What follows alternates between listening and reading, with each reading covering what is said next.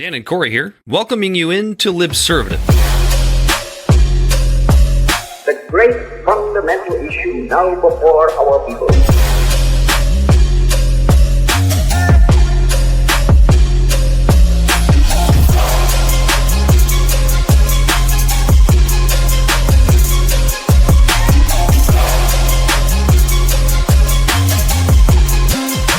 We, the people, cannot turn back. Yeah, welcome in to a very special but still rousing rendition of Libservative, intellectual idiots fostering political and cultural literacy, and of course the world's smartest internet show. He, as always, is Corey Walsh. And he's Dan Griffin. We have a very special guest. As promised, he did not let us down. Joshua Ferguson from the Hourly Struggle. What is up, my friend? Not much. Thanks for having me on here. Thanks for reaching out. May I call you my friend already? Sure. That's friends that enemy stories are quick. That's exactly right. The reason, as you pointed out, Joshua, I reached out to you was because of your accidental virality moment in front of it was the city council of Fullerton, CA, correct? Correct. Orange County, is that? Yes, North Orange County. North Orange County. And you put a new word, I think, into everybody's vocabulary, the word enshittification, which actually, as I looked into the word enshittification, it seems like it was like really popular for some reason from like October of 2025 until like January of 2026, because there was some New Yorker article that came out, but who reads the New Yorker? So I'm going to credit you with that, making it into the lexicon. Yeah, Dad, same thing. I had to look it up, and it's actually a term. Yeah, so I was really curious. I almost didn't use it because the guy who coined the term originally, a guy named Cory Doctorow, I think is his name, and he was talking about the tech industry and how they basically get a bunch of users and then they abuse their users on behalf of the advertisers, and then they abuse their advertisers on behalf of the shareholders, and everything gets worse for everybody around. And I was like, okay, it kind of fits the way I want to use it, but kind of not. And then I read this piece on Medium that he had written where he was like, it's a word, you can use it how you want. It makes sense if you want to use it as more of a general basis. I'm like, yes, he gave me a free pass. So I will credit him, because I heard the word because I saw him on a podcast or something talking about it, or giving a speech or a TED talk or something talking about it. And I just found it fascinating, because this idea that everything just gets worse for sort of the back end, as I said, the city council meeting, in the context of that, it gets worse to benefit the public sector unions, to benefit the government employees, and we, sort of the end users, the people, we get the shaft. Same thing like when Facebook or whoever sells your data, they're doing that so the shareholders get more money and you're getting screwed. So I was like, yeah, okay, it works. And apparently people like the word. It's a wonderful word for essentially administrative bloat, which is pretty much everywhere at this point, whether it be government, whether it be schools, which is also government. I will say it is listed on Merriam-Webster as a slang term, and that's informally used to criticize the degradation in the quality or experience of online platforms over time due to an increase in advertisements, costs, and features. Can also refer more generally to any state of deterioration, especially in politics or society. Similar forms include enshittify and enshittified. I guess we can jump into the video for anybody that hasn't seen it, for any of our people that haven't seen it. What I do find interesting before I play it, Joshua, is that what I found interesting about everything that you said in this video is something that it all sounds brilliant, and this isn't to shit on you, but the thing is, everything that you say in this video shouldn't be brilliant. It's there's so much common sense that you point out in this that I don't think is seen often enough. I don't know if you want to respond to that or... No, that's fair. I do not consider myself to be altogether the smartest person in most rooms I walk into, even when I'm alone. So the things that I say at council to me are just like, yeah, these are conversations I've been having for 30 years. I used to talk about these things with my father-in-law. And then I'm watching and people just like, wow, I hadn't thought about that. I mean, what do you mean you didn't think about it? That's A plus B equals Enshittify. What are you talking about? It's about 3 minutes here. I'll roll it for the people. Two things. Well, probably more than two. The idea that you should trust the voters is a hilarious piece of rhetoric, considering that the voters showed up in 2020 and voted no to a sales tax, and then council voted for all the things we couldn't afford despite that sales tax not passing. And I was the only person at this microphone saying, don't do that. You can't afford it. The voters said no. So the argument is trust the voters as long as they give me what I want, because they didn't give a sales tax and the money was spent anyways. It brings me to a point. I want to bring up a term that people might not know about. It sounds dirty, but it's not meant to be, not really, but it's a term called enshittification. And it came up several years ago in the context of the tech industry. And I'm going to summarize it really simply because I don't want to get into really the weeds of it. But essentially, a company offers you value. You sign up with that company, and then they stop giving you value. They just become predatory in order to maximize shareholder profits. A great example of this would be back in the day, Google redefined internet search. And it was so good, we started calling it Googling things. And then they needed more shareholder profit. So they started pushing all of the ads further and further into your feed. So now what used to be the top search is now number 17, and the first 5 are usually sponsored. It doesn't benefit the people, it benefits the shareholders. If you look at the city of Fullerton like a corporation, which I know a lot of people on the left hate, but I'm going to use an example here. People think that we, the taxpayers, we, the citizens, we, the residents, that we're the shareholders. We're not. We're the consumers. The shareholders are City Hall and the government sector unions. I happen to know that at least one council member went around and told the unions not to negotiate because it would hurt their position on the tax issue. So if you were to look at how you organize a government and why you organize a government, you organize it in order to make things better for the people in ways that we can't do on our own. We can't pave our streets on our own. We can't police our city on our own. So we collectively come together to do these things. And now we've gotten to a point where we don't do those things, but we pay staff more to not do those things. And it's mercenary tactics. If you don't pay them more, they'll go to a different city. If you don't pay them more, we won't get the best and brightest. Okay, so if we don't get the best and brightest, does that mean that we'll have a city manager that doesn't give us a budget within 8 weeks of the statutory deadline? Oh, wait, we already have that. Does that mean we'll have a city attorney that gets us embroiled in multi-million-dollar lawsuits that are their fault? Oh, wait, we already have that. Well, we have a community development director whose department misplaces $2.9 million for years and nobody's held accountable. Wait, we already have that too. So we're still ratcheting it all up. This idea that this tax is for infrastructure is a joke. It's a joke. Yeah, 75% goes to infrastructure. Daisy Perez has already said that they're going to move money out of the police and fire department budgets that count as infrastructure into it. And where will that money backfill? Because money's fungible, into salaries and pensions. That's what's going to happen. We have no accountability. We have no standard operating procedure audit. And every meeting that we've had about this has been, how can we extract as much pain from our residents to give it to our shareholders, which are the public sector unions that donate to all of your campaigns, that tell you what to do. Some of you might as well have septum rings. They lead you around by the nose so hard. It's absolutely infuriating. Get the budget in order. Like, you don't still have a budget, get the budget in order, do your jobs, and then maybe beg for more money out of our pockets. So what the first thing I took away from this the first time I saw it, Joshua, was you could have literally been talking about any local, state, or federal or the federal government, and nobody would have even batted an eye or known the difference. That was one of the biggest pieces of feedback I got. Like, I literally had people from the United Kingdom and New Zealand in my comments going, this might as well be my town. And I think it was actually interesting to me. Somebody sent me a link, like Not the Bee had posted the video, which was like, hey, cool, you know, got a little shout out on that platform. You made it. Yeah, and I had just that morning posted a tweet basically saying it's awesome. I'm paraphrasing myself, but I'm like, it's awesome that it resonates with so many people, but also it kind of sucks that it resonates with so many people because it shouldn't. Like, as bad as my town may be, I want it to be the outlier.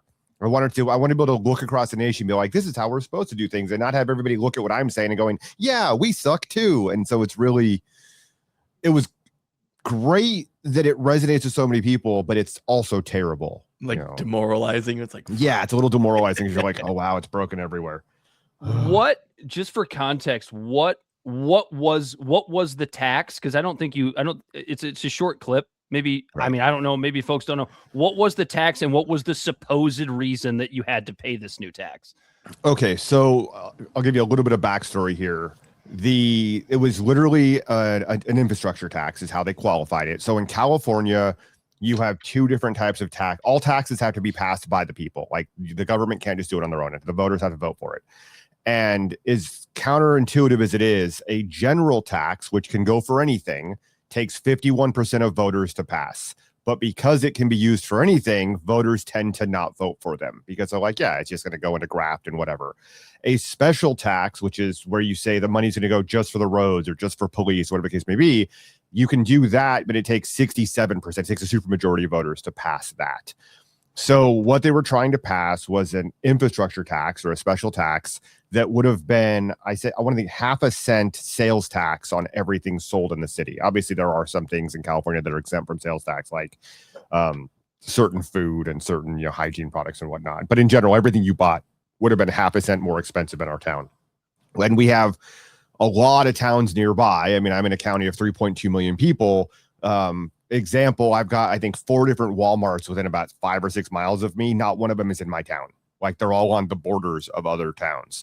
So it would incentivize people, one, to shop outside of town, but also, even though it was called an infrastructure tax, what they do, and when I said, like in the video, money is fungible, when I mentioned a lady named Daisy Perez, that's our assistant city manager. She said during meetings about this tax that they were going to shift money out of the police and fire budget. Anything they could take out of their budgets that was building maintenance, anything that could be classified as infrastructure was going to be moved into the infrastructure system. So then they could just backfill it. And now, hey, let's say we spend $10 million a year on police and fire infrastructure. Well, now that's infrastructure, and now they have $10 million of open money that they can just spend on whatever, which was going to be salaries and pensions. The way this came about, and just for clarification, I want to be very, very clear about this. I've been going to council meetings for about a decade now. I was sued by my city in 2019 for clicking a Dropbox link. That's a whole other story. I've been involved in a lot of this for a while. So when I'm spouting things off at council, it's because I've been going to these meetings and reading the documents, and I know what it is ahead of time. Yeah, I've got some history. They know you. Yeah. Oh, when I walk in, council members' eyes drop. Like they've known me for quite some time. So that's what we like. Harass your politicians. That's what. Yeah, that's not illegal yet. Absolutely, it's redress your government with your grievances. So in 2020, they tried to pass a sales tax then, and it failed. And then in 2023, 2024, or 2022, 2023, they sort of the Democrats on council worked with the fire union to pretend like they were going to close our fire. We have a municipal fire department. We have no volunteers out here. It's all professional. And we have municipal fire departments like Fullerton has their own, Anaheim has their own, et cetera. And then we have Orange County Fire that some cities just contract with. It's kind of like the Orange County Sheriffs or LA County Sheriffs. Some cities will just contract with them. So the Democrats on council commissioned a study that was like $60,000 or whatever to take a bid from the Orange County Fire Department. And it was only being done to justify paying the fire department more. It's like, look at how much more Orange County Fire makes. We have to pay our guys more.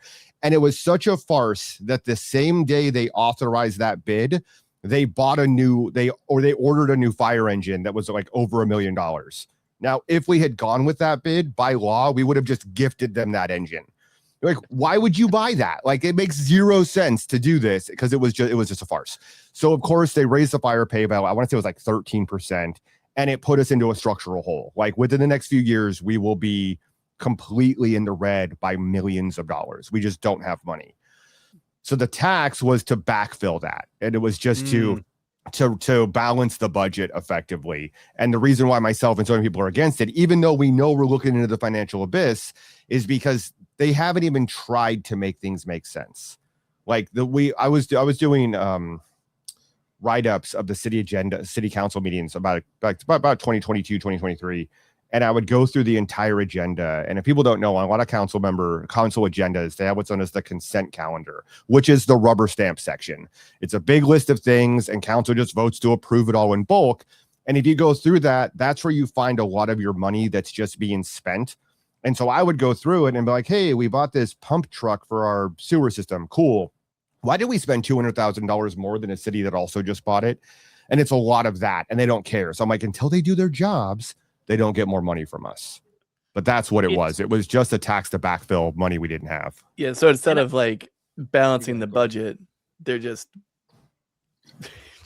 telling everyone, you just have to give us more money. Kind of like the Pentagon on the federal level. It's just it was so bad. Sorry, not to cut you off, Dan. No, you're good. It's the old government trope of we wasted your money. We're not sorry for it, but we need money to make up for the money that we wasted. And it's just a continuous cycle. It was actually worse than that because they had a couple of meetings. A friend of mine was actually on the commission. They had this they call it an ad hoc committee, but it was just like everyone on council picks a person and they hold these little meetings to talk about the tax, like to approve the tax. And the council, the group actually voted against all taxes and they tried to push one anyways. But it was so bad during those meetings that the library person showed up and said, we're going to have to fire our security guard. And they're like, well, and we'll have to get rid of the camera. We'll have to put like one camera. And somebody asked, well, would that camera cover it? And the lady said, well, I haven't walked the grounds. I'm not sure. And you're like, so you haven't done your job. The police chief, and he and I have a contentious but a friendly relationship. He got up, and I'm pretty sure the city manager directed him to do this. But he got up and said, if we don't pass, if we have to do a 3 or 5% budget cut, then we're going to have to close our city jail because we have our own jail in the city. We'll have to close our city jail. And because it's such a hassle to drive people all the way to Santa Ana to the county jail, we'll stop arresting people using drugs in the parks. It's like, like that's on record more than once. So the police chief, like, we're going to stop arresting people doing drugs in the parks. And you're like, that's your go-to? Like, of all the things you could cut, like Flock wasn't on the agenda. The drone program wasn't on the agenda. The ALPRs on all of our cars were on the agenda. Oh, stopping arresting drug dealers or drug users in the park. That was your go-to. Yeah, no, the fear mongering that they use is absolutely insane. We're actually dealing with some of that stuff here in our area. You might scare the boomers a little bit. You'll scare the boomers a little bit. The ones only watching Fox News. Yeah, no, there was a Flock camera debacle here in Clawson, Michigan. Like, what? Dan's from Clawson. I don't know what the population that's is. actually a small town that I'm from. I don't live there anymore, but it's still just a town over. Like, what's the population like? Oh God! I'll put it to you this way: it's 2.2 square miles, right? It's not. There's not a lot of people. It's just a little suburban town, like 15 minutes north of Detroit. And I grew up there. And Josh, one of the safest cities of the nation. This place was a Leave It to Beaver town, right, in the 90s when I grew up, and it's still pretty much that. In fact, the downtown area is a little bit nicer than when I was a kid. But we have a lady. They have a lady police chief now, and she went to a city council meeting and stated that if we don't have Flock, then Clawson might become the crime capital of Oakland County. And Oakland County's one of the most affluent, per capita affluent counties in the United States. We do have Pontiac, which is a little bit of a, that's a little bit of a wishy-washy type of area. But it's like, to your point, like that's your go-to. We might become the crime capital of Oakland County. And then one of the police officers made the whole show of when the contract renewal was denied, because everybody's obviously pushing back against these things now. She made this show of coming up and putting her badge and her gun up on the, you might've seen it. I think I saw viral. that. Yeah, I think I saw that. That was the little town of Clawson, Michigan that did that. Just a little show, put on a little show. That's not how you quit if you're a cop, by the way. That's not especially in an area that small. So we drove through Michigan in 2020 at the end of 2023, early 2024. My grandfather was born in Detroit. His dad was born in Romeo. The family lived up in St. Clair County. So we drove to that whole area. And yeah, I can sort of visualize that because it's like, how small and how sort of, not to be facetious about it, but it's like how sort of podunk that is to what I'm used to. Like a small town in my area is like 50,000 people. Like that's right where I'm at. Clawson has 11,000. I just looked it's up. odd, even for being that small, it's odd because it's a small town square mileage wise, but it is still technically a direct suburb of Detroit. So it's a little bit more densely populated than you might think of most small towns. But being so small, one elementary school, one middle school, one high school. I had 114 kids in my graduating class. Everybody knew everybody. There's no crime going on here. Never was.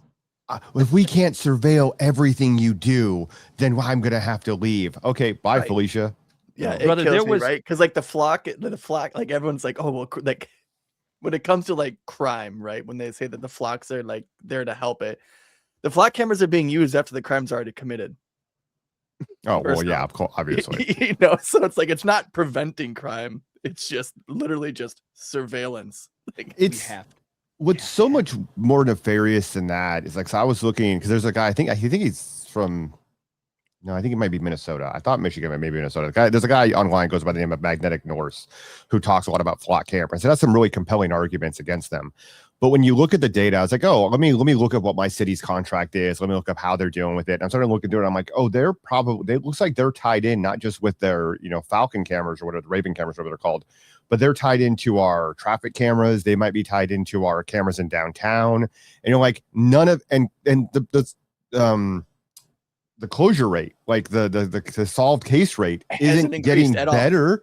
It's not like things are like, hey, Axon's tied into your Ring doorbell. They're tied into all of our infrastructure. And I think the part that upsets me the most, if I'm really honest about this, is that I put this online also, but it's this idea that you have to put in a Freedom of Information Act request, or in my state, it's called a CPRA, or California Public Records Act request. You have to put in a request to ask for records from your government that they can deny, redact, or lie about.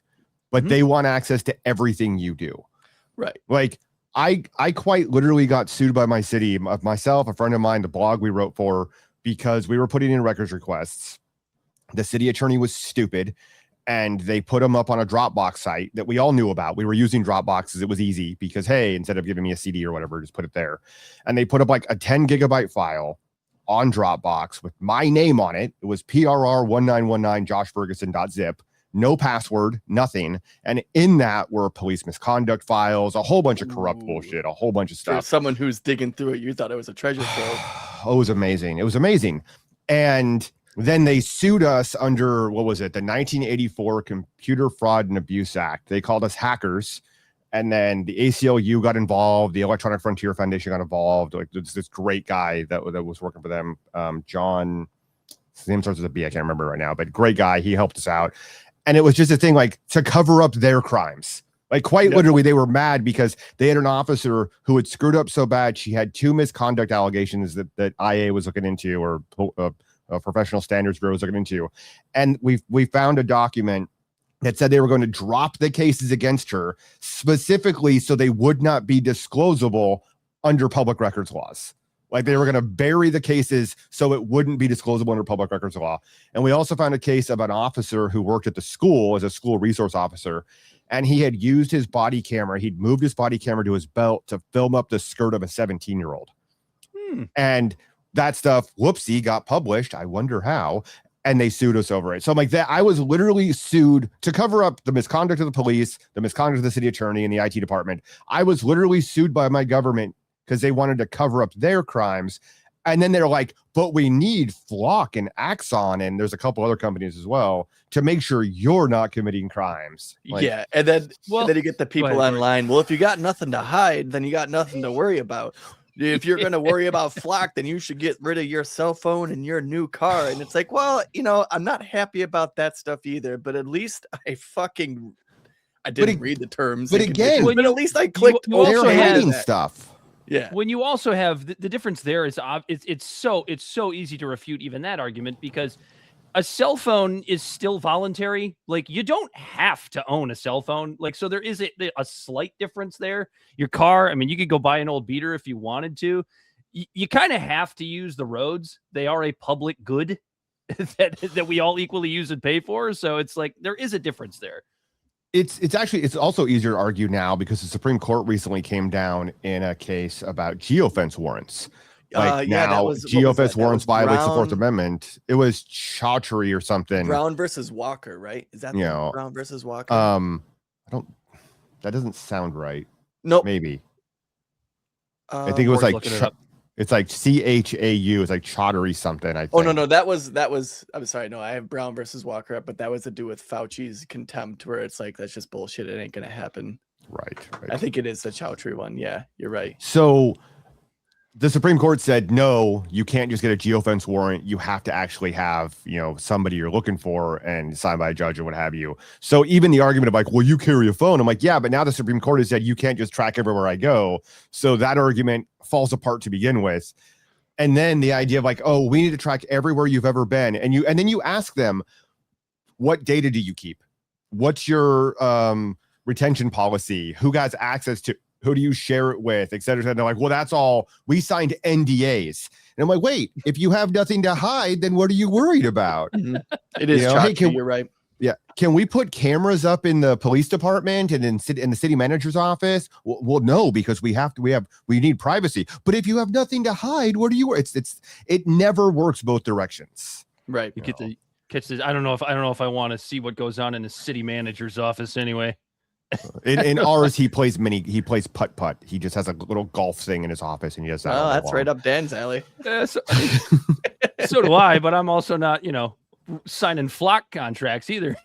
and making $250,000 a year, right? Doing so.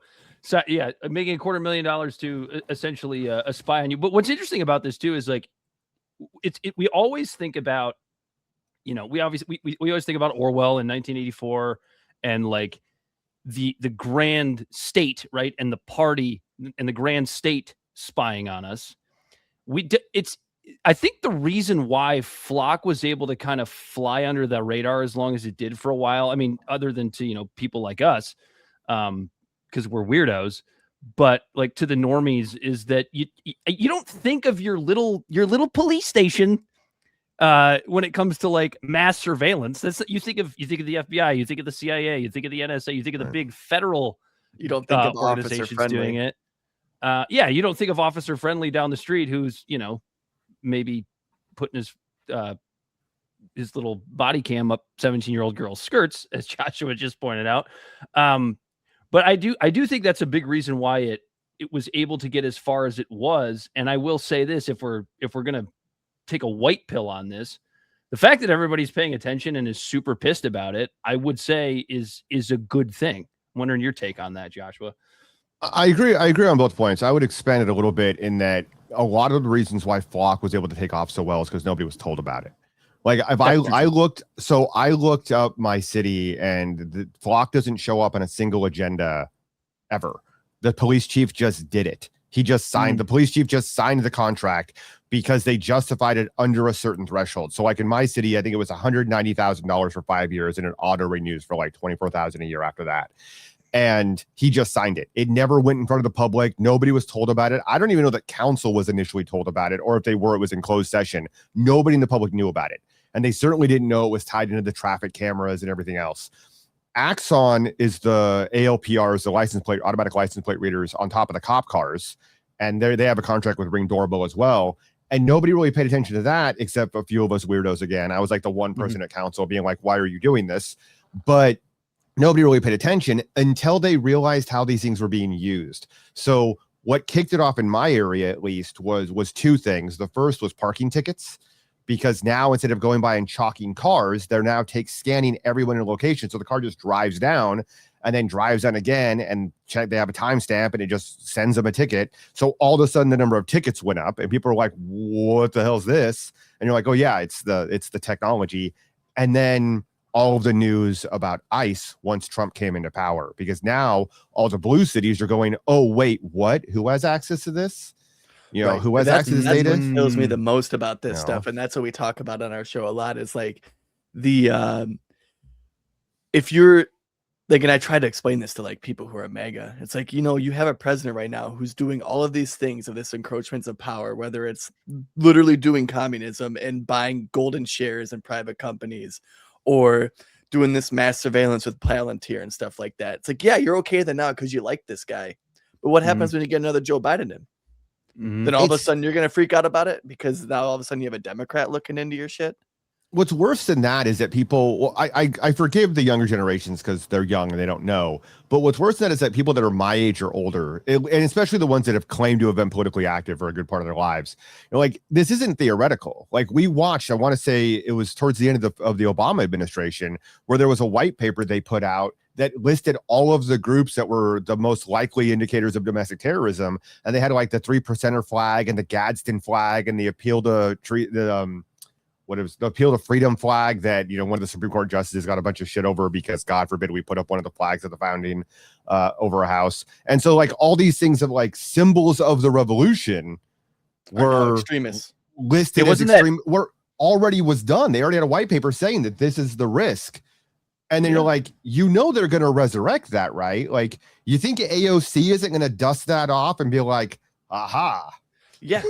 No, like we were, so like on our show, it's like we just have a major distrust of just government in general, right? And then like we were over here trying to ring the bell when the Biden administration was bringing out their Ministry of Truth. You remember when they were trying to push that? Oh God, what was her name? And like Jankowicz or whatever it was. Yes, She did the musical fan. She did the musical song about misinformation. The disinformation czar. Yeah. Yeah.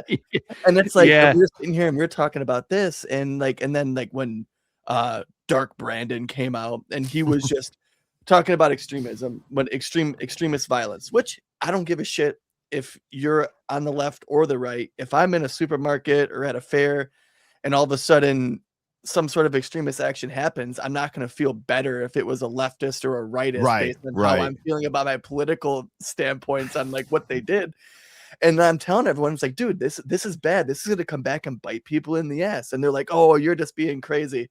Well, look what's happening now. You saw Stephen Miller in that recent, where was he at? He was when he was talking about left extremism and using and getting everyone together to try to like defund people and stuff like that. And it's like, this is the same shit that's happening. Just like when those truckers, they were doing their protest in Canada and they were tackling, like taking away their GoFundMe. Getting debanked. And it's like, even if you're against what they're doing, this ratchet effect that is happening is a scary precedent, because that is exactly, it's a tool book that now is being put into the tool chest that the other side gets to use against you. Right. It's like in what was it, 2013, the Obama administration had Operation Choke Point, which was threatening banks with losing their FDIC insurance if they banked people that the government considered to be high risk but totally legal, such as gun sellers, adult entertainers. There was a whole payday lenders. There's a whole litany of groups, and these banks just debanked people. They were committing no crimes. And you're like, do you not, like, I'm old enough to remember when the right lost their minds about Lois Lerner and her like 11 broken hard drives and all of the targeting of conservatives at the IRS. You know, like, we lived through it. Like, again, it's one thing to look at, Fahrenheit 451 or 1984 or Elysium, the movie, or whatever the case may be, and be like, we could end up there. I'm like, no. We're there. We were there. Yeah. We're for there. More than a decade. I can point to case by case and be like, this has already all happened. Your guy getting in charge isn't going to magically make it better forever. Democrats believe that no Republican would ever be president again after Obama won. Yeah. And he's the one that made propaganda against Americans legal under the NDAA. Was that 2012 with the NDAA? I forget which part of it was. It was a section that he basically like Voice of America and stuff like that. It was Radio Free Europe and Voice of America. What they did is, I can't remember what it's called right now. You're correct. What they did is they allowed that propaganda to be disseminated in America. Is what the way the law changed. 1948, that was illegal. Right. And you're like, oh, okay. Now, my opinion is that the government's been propagandizing us forever. So I was like, okay, so they got rid of the technicality. Like, okay, it's like using an informant to get around the Fourth Amendment. Right. Trust me, everything the government says is safe and effective. It's all good. Yeah. No, the government is vampires. If you invite them in, they don't need a warrant. Like, yeah. It all goes back around to my favorite Michael Malice quote, which is that most people don't view the world through a lens of true false. They view the world through a lens of us them. So truth doesn't matter. Your team is the only thing that matters. It's fascism when the Republicans do it. It's socialism when the Democrats do it. It doesn't make a difference. I want to kind of segue that to something you had sent me when you were talking about the topics. There was a quote you had sent that I wasn't familiar with, and I had to look it up, and it almost immediately angered me. If you can pull that up and read that. Yeah, I've got it. I've been on a bit of a Michael Malice kick. And I can't remember which one of his books this was in, but he was mentioning Nassim Taleb's oh man, I should have written the name of Nassim Taleb's book down. But it was published in 2018. Corey, maybe you can find it. But it spoke of the fatuousness of left versus right labels. And his quote was, at the federal level, I'm libertarian. At the state level, I'm Republican. At the local level, I'm Democrat. And at the friends and family or in the home level, I'm a socialist. I hate that so much. I hate that with the passion of a dying sun. The reason why is it sounds good unless you've ever been around local politics in any real capacity, at least where I'm at, because everybody, like my state is overrun. It's a 100% blue state right now. We have 11 statewide offices, all Democrats. We have a super majority in the Assembly and the Senate, which means they can do whatever they want. And the reason for that is because there is no bench at the lower level. So if at the local level you're voting Democrat, all you're doing is guaranteeing that at the state level, the only people that have name recognition and competitiveness are Democrats, which means at the federal level, the only thing you have are Democrats unless you're relying on other states to give you those Republicans or Libertarians. And it's like, that's not how it functions. You have to be what you believe at the local level. If in your personal life you want to act like a socialist, I guess I'm more of a dictator in my with my family, because like my wife and I are co-dictators because we're the adults in the house. We get to make the decisions. We're not socialists. Like my children don't own the means of production here. What are you talking about? But it's just this idea of I'm going to have these values that if they bubble up, which values do, it's going to counteract the next set. You know, like, yeah, I voted for John Q. Grassroots. It's like I voted for John Q at the city level, but at state level, no. Now I'm going to vote for the Democrat. Like I don't know. I do. I will. I'll defend Taleb in this way. Is it? If I remember correctly, in the book, he was speaking of it as in like as if they were like his own personal values. Not necessarily how he would vote at the ballot box, if I remember correctly. In that way, I understand it a little. I understand the quote a little bit more, mostly because, you know, I think we all agree that. And listen, we're all libertarian minded. We know what the response is when people say "but more roads." But at the end of the day, you know, we do kind of all agree to hand over the money to allow roads to be built. Now, as you pointed out, Joshua, they aren't being built. The problem that we run into is that it's not just theoretical. Is that a lot of times it's roads. just theoretical. And don't tell us about roads, because we have the worst roads in the damn country, and it's not close. I've driven on them. I'm aware. Yes, we as have. Soon as you cross the Ohio border, it's just you're driving all smooth, and it's just boom, boom, boom, boom, boom, boom, boom. And we have winter and we have construction. So I do think it was a little bit more of a philosophically minded quote. I do understand your frustration with it, however. Right, it's very fair. Name recognition starts at the local level. But philosophy and politics run head into each other and they're not mutually exclusive, but they're pretty damn close. And I've been making this argument against libertarians for a long time, because I went to the Orlando convention in 2020 and the Reno one in 2022. I've never been a member of the Libertarian Party. I just really hate myself, and I like to go to these sort of things. And I used to argue with libertarians. So I was like, you know, oh, if only the marketplace of ideas, if we're like, what the fuck, you've been in the marketplace of ideas. You've had 50 years to elect a single person to Congress and have failed for 50 years. The marketplace of ideas has resoundingly rejected us. I'm not happy about it, but that's the reality. All of my favorite bands, yeah, they're not making Taylor Swift money. The marketplace of ideas does not bubble up the best. So the problem I had with that quote, I understand what he's saying, but if you don't take your philosophy into politics, you don't believe your philosophy. You don't really believe it if you're going to violate it just because the threshold of the level changes. Oh, at the local level, I'm fine with Democrats who are completely subservient to every public sector union, who are completely oblivious to any even remote idea of accountability. Like in my area, and maybe it's different in Michigan. I don't think it is, because you guys have a terrible governor also. Yes, so we like do. In my area, if you try to tell somebody, hey, you know that big money hole that we always shovel money into and nothing gets better, maybe stop giving them more money to throw into the money hole. And then every Democrat out here is like, why do you hate the money hole? Like that's so California gets dragged on all the time for our high speed rail project that the voters approved in 2008. Yep, that's a national. And it was $15 billion. We've all seen the Harrison Baum videos.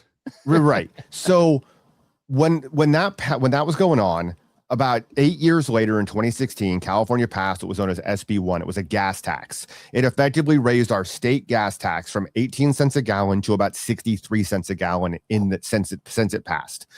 And the guy who was sort of said to have been the swing vote that passed it was then my state senator that I worked on a campaign to recall.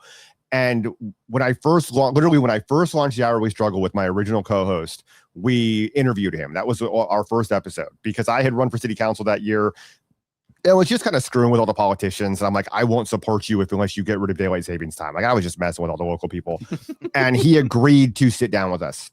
And I called his office and I was talking about this gas tax. And I said, is it going to actually go to my roads, or is it just a fungible pot of money that goes to whatever? And I said, because my concern is that high-speed rail is considered infrastructure, considered transportation, and it's going to be wasted on that. And her literal response to me was, why don't you like trains? I'm like, no, you sold us this on $15 billion, not $100 billion for, not this boondoggle that it became. Like, you can't tell me you're going to fix my roads and then take all the money and put it elsewhere. And when you confront anybody out here about that, they just go, but government good. And so it gets really frustrating because nothing gets better when all of that's the same thing over and over and over again. So again, if you don't push your philosophy into it, it kind of breaks and you end up with, okay, I'm going to vote for Democrats at the local level. Do you think they're not going to band together and have common messaging? And we're going to have to one of your other topics, the rise of the DSA. You think that's not going to be a national movement? Yeah, it's interesting that I kind of want to go back to your experiences talking to libertarians, because Corey and I make this joke all the time because Corey and I are both libertarian minded as well. I'm a big fan of small L libertarian. I consider myself exactly.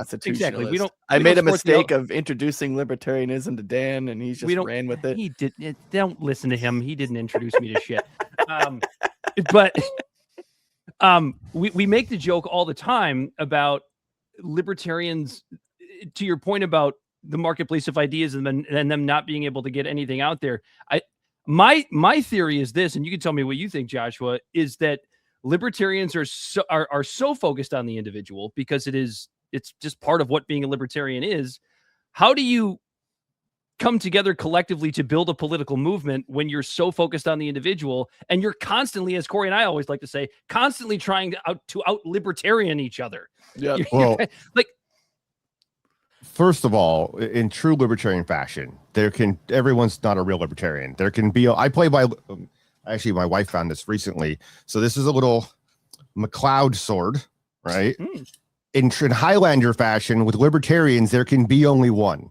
All right. Everyone else is not a real libertarian, because that's how it works in that world. So the first thing is that nobody agrees with you 100%. Therefore, they're not a real libertarian. Right. So it is that world that a lot of them have. The other problem is that libertarians, it's a problem sort of with third parties and what have you in America to begin with. They don't understand, not really, the way the political process actually functions.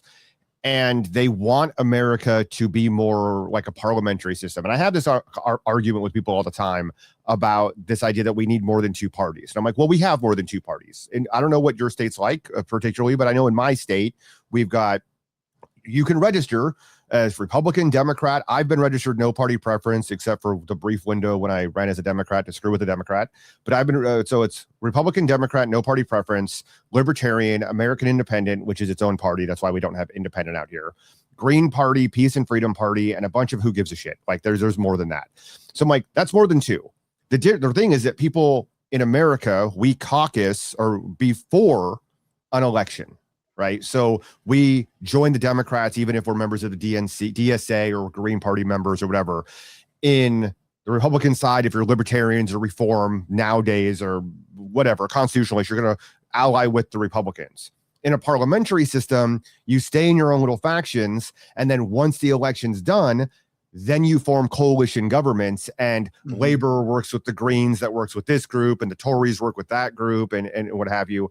And that's how they build their government. They do it after the election. We do it before the election. It's effectively the same thing. The reason why Bernie Sanders has been a democratic socialist for as long as he's been, but has always run on the Democratic Party platform, is for that reason.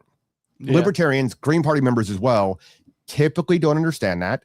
So they don't want to admit that the only party that will listen to them is the Republicans, because there are pro-choice Republicans, there are pro-illegal immigration Republicans. Like the only party that agrees that you can have all of their socially liberal and fiscally conservative policies is the Republican Party.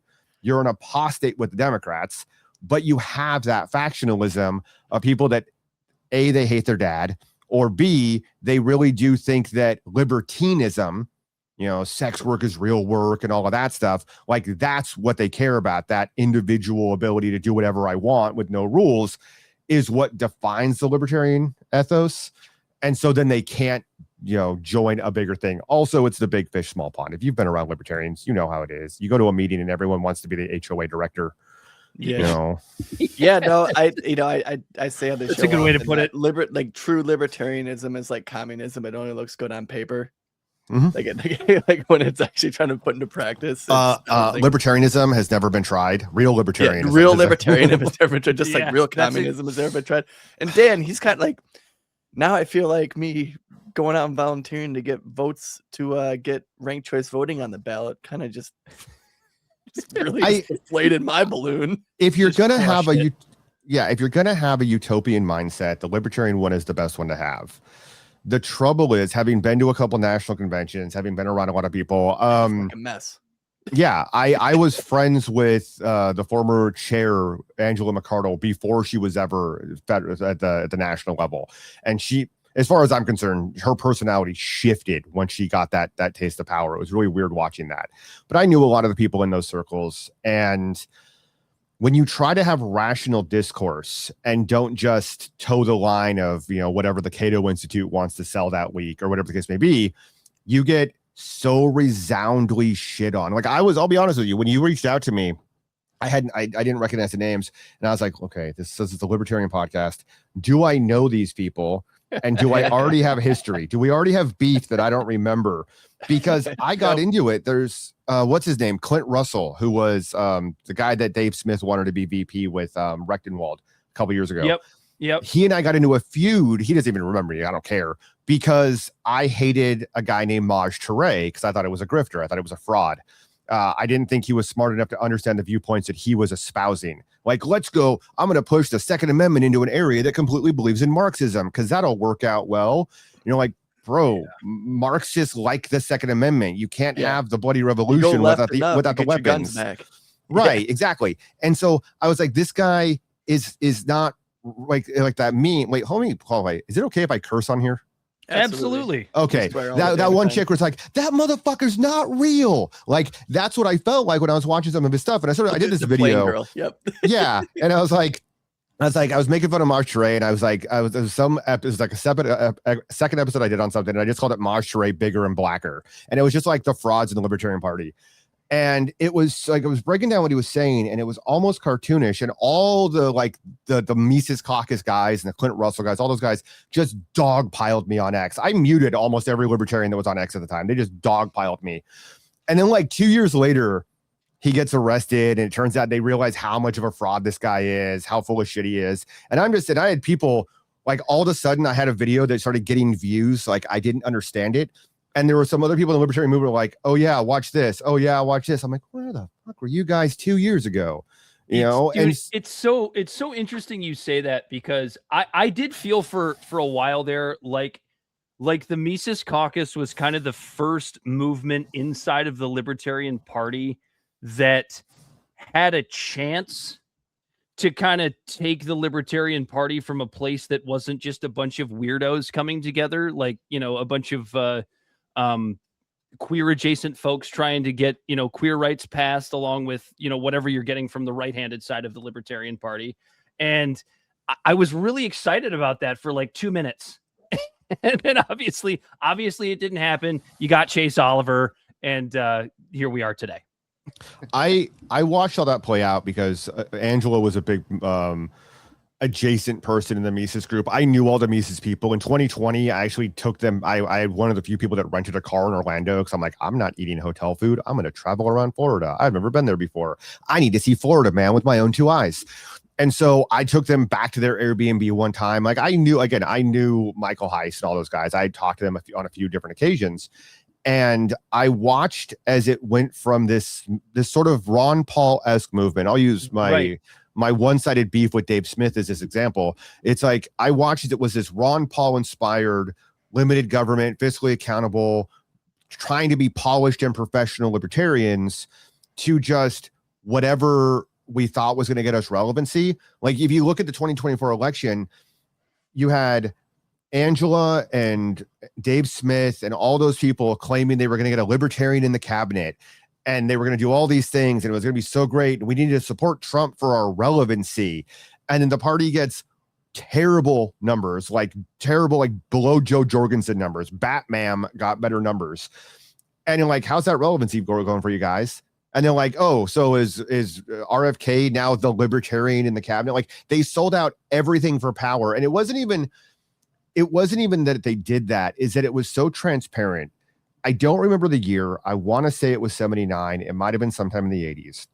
Rothbard, who I have issue with some of his stuff, obviously, but Rothbard wrote that libertarians sell out without even getting power first. They sell out for the illusion of power. And you're like, that's exactly what happened. Like they hadn't won elections. They hadn't won statewide stuff. They hadn't done anything. When I ran for city council, I went to, like, I was sort of surveying the political landscape. Like we went to this gay alliance meeting because they said it was going to be a cocktail party. And my wife was like, cocktail party? It's the most interesting thing candidates got invited to. It wasn't that. It was literally just a bunch of communists complaining about Disneyland. And then I went to go meet with the libertarians and they were an hour late to meeting at Denny's. And I just sat in my car in the parking lot and I was like, they never came in. And I kept going in. I go back to the car. Yeah, it was such a stereotype. And then I got up and left. And then they were like, oh, how come? And I saw them like, 6 months later, or whatever. How come you didn't reach out to us? I'm like, you guys didn't show up to your own meeting. Like, how am I going to take you seriously when you don't? And that's actually why I became friends with Angela, because like when I got sued, she had me talk about the lawsuit to her group in LA County. And, that she posted a thing of like, does anybody know any experts on high speed rail? And I'm like, I just bitch about it all the time. So I know a lot about it. And she's like, that's kind of who I had in mind. And so I went and spoke to them about that. And so back in 2018, 2019, or I guess 2019, 2020, even I had this faint whisper of a hope of an ideal of like, maybe there will be a change here. Maybe they'll actually take it seriously. Maybe they'll actually focus on lower level candidates, city council, county commissioners, all of that. And instead it was just LARPing for president. And it's like, who's going to run for president? I'm like, and this is yeah. Oh my God. Yeah. Dude. I had a long conversation with that guy. That was fascinating, but really? It was oh yeah. The problem with the libertarians is that they always run for the presidency. And I've been making this comment since like 2016, at least, when Gary Johnson's failed term. And I always used to like to ask libertarians and now it's different because the Presidential Commission on Debates doesn't exist anymore. Or everything's been upended since Trump came back. But I always used to like to ask libertarians, what are the qualifications to end up on the debate stage as a libertarian? And they would give you whatever the answer was. Oh, you have to be 5% on 3 polls, whatever. I'm like, wrong. It's whatever you can do and one new qualifier. Mm-hmm. It's like, that's what it's always going to be. If you get to that level, they're going to disqualify that poll, or they're going to change the two major parties do that to people in their own parties. Right. Right. Yeah. Thank you. Exactly. So I'm like, if they don't let Ron Paul speak on the debate stage as a Republican congressman, you think they're going to let you on the debate stage? Come on. Yeah. No, I saw that firsthand when because like in the 2020, like I volunteered for Tulsi Gabbard. I was like, this girl kind of seems like she's actually spitting some fire. And I watched that happen. She made it to the first 2 debates, and then they constantly just kept raising the bar. And then the rules would just change. And I'm sitting here watching the rules just arbitrarily just change. And it was just like, wait, what? She's hitting 2%, but she's hitting 2% in a Rasmussen poll. But what we really want is 2% in a AP poll. And it's like, what the hell is all of this going on? Yeah, exactly. And if you watch that, you were like, to paraphrase Michael Malice, they were never going to let her move on after she had that Hawaiian pig roast with Kamala. Like once she destroyed Kamala, they were like, "Oh no, she's done. We're not letting her move forward." Wrecked her. We watched that with she wrecked her. Kamala Harris for some reason had the 2%, like almost the same amount in the polls, but because she was hitting certain polls but not others, she was able to go into the debates, and then Tulsi Gabbard just absolutely destroys her. And then the Democrats go, that's the one we're going to have try to form a campaign in 100 days. and in the end, Tulsi Gabbard turned out to just be just as much of a social power hungry climber as Kamala Harris was anyway. So that turned out to be a massive disappointment, didn't it? Yeah. After that, that was like my black pill moment when I watched her form into just being a shill for just an establishment, and just it's like fuck. When you look at stuff like that and you go, I really want people to be better. I want people to appeal to our better angels. I want to have a better government. And then it's like hope for the best, expect the worst. And then when they do that, you're like, all right, well, that checks out. Maybe next time. The problem is that it ends up, I did I think I talked about it on my last episode. I don't do episodes really that frequently. I try to do like once a week. But on my last episode, I talked about why I thought guys like Abdul Saeed were doing so well, and why some communist socialists are doing so well. And I think it's sort of what you're talking about there, Corey, is that you have these people you believe in and they say all the right things, and then they just stab you in the back, and it just devalues the next person who says those same things. Yep. Right? Yeah, I won't have my heart broken again by a politician ever.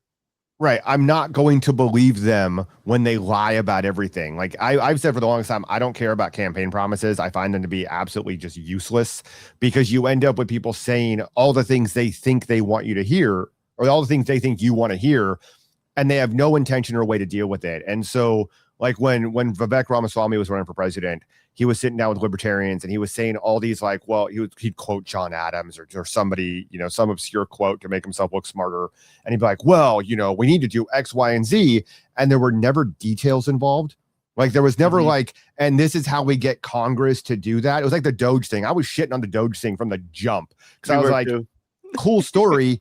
All that has to go through Congress. Unless Congress is on board, none of this happens. And then sure enough, Congress obviously wasn't on board, because we don't need Doge, we need the big, beautiful bill. And so it was like all of that's meaningless rhetoric unless you have a plan to bring it into reality. And I think that was probably my biggest disappointment in the Mises crowd, and in particular Dave Smith, because I do like Dave. I find him to be a pretty entertaining guy. Especially love when he talks about foreign policy. But the entire time he was doing what you would just mention, he'd go on his show every week and he would talk about, why it's important that we vote for Trump in 2024, and he's saying all the right things. And he would qualify it quite often by talking about things like it might not work out the best way. But I was saying the entire time, I'm like, Dave, you're going to regret this. You're going to regret saying this. I don't know how long it's going to take. I don't know if it's going to be in the first year of Trump's presidency. I don't know if it's going to be the second year. I didn't think, Corey and I both say this all the time on the show, because we're still shocked by it. We expected Trump's second presidency to be an unmitigated disaster. Sure. We didn't think it would only take 3 months. Right. I didn't think it was going to be that fast. Even strategically, like the Iran war thing, it's not that I'm shocked that another president is bought off by a foreign nation and doing the neocon Team America World Police thing. It would be an aberration if that wasn't the case in his second term. But the fact that I'm like, you did this in an election year, like you could have waited through the midterms and just gone to town and had nothing to worry about for the last 2 years of your presidency. Like you could have launched rockets at Iran on November 5th, like after the polls were closed, and it wouldn't have been a problem for your party. So I'm shocked that it took off the way I'm not shocked that it happened. I'm shocked that it took off the way it did. My frustration with it is that I was in a private group with friends for a long time that started out as a Dave Smith's fan group. It was literally on Facebook. He had the Part of the Problem Inner Circle. And if you were a subscriber to Gas Digital, which is where his podcast was hosted, same with Michael Malice, you would have access to his, private or safe Facebook group. And then the Great Zucketing happened, and, millions of Facebook pages got purged, and that was one of them.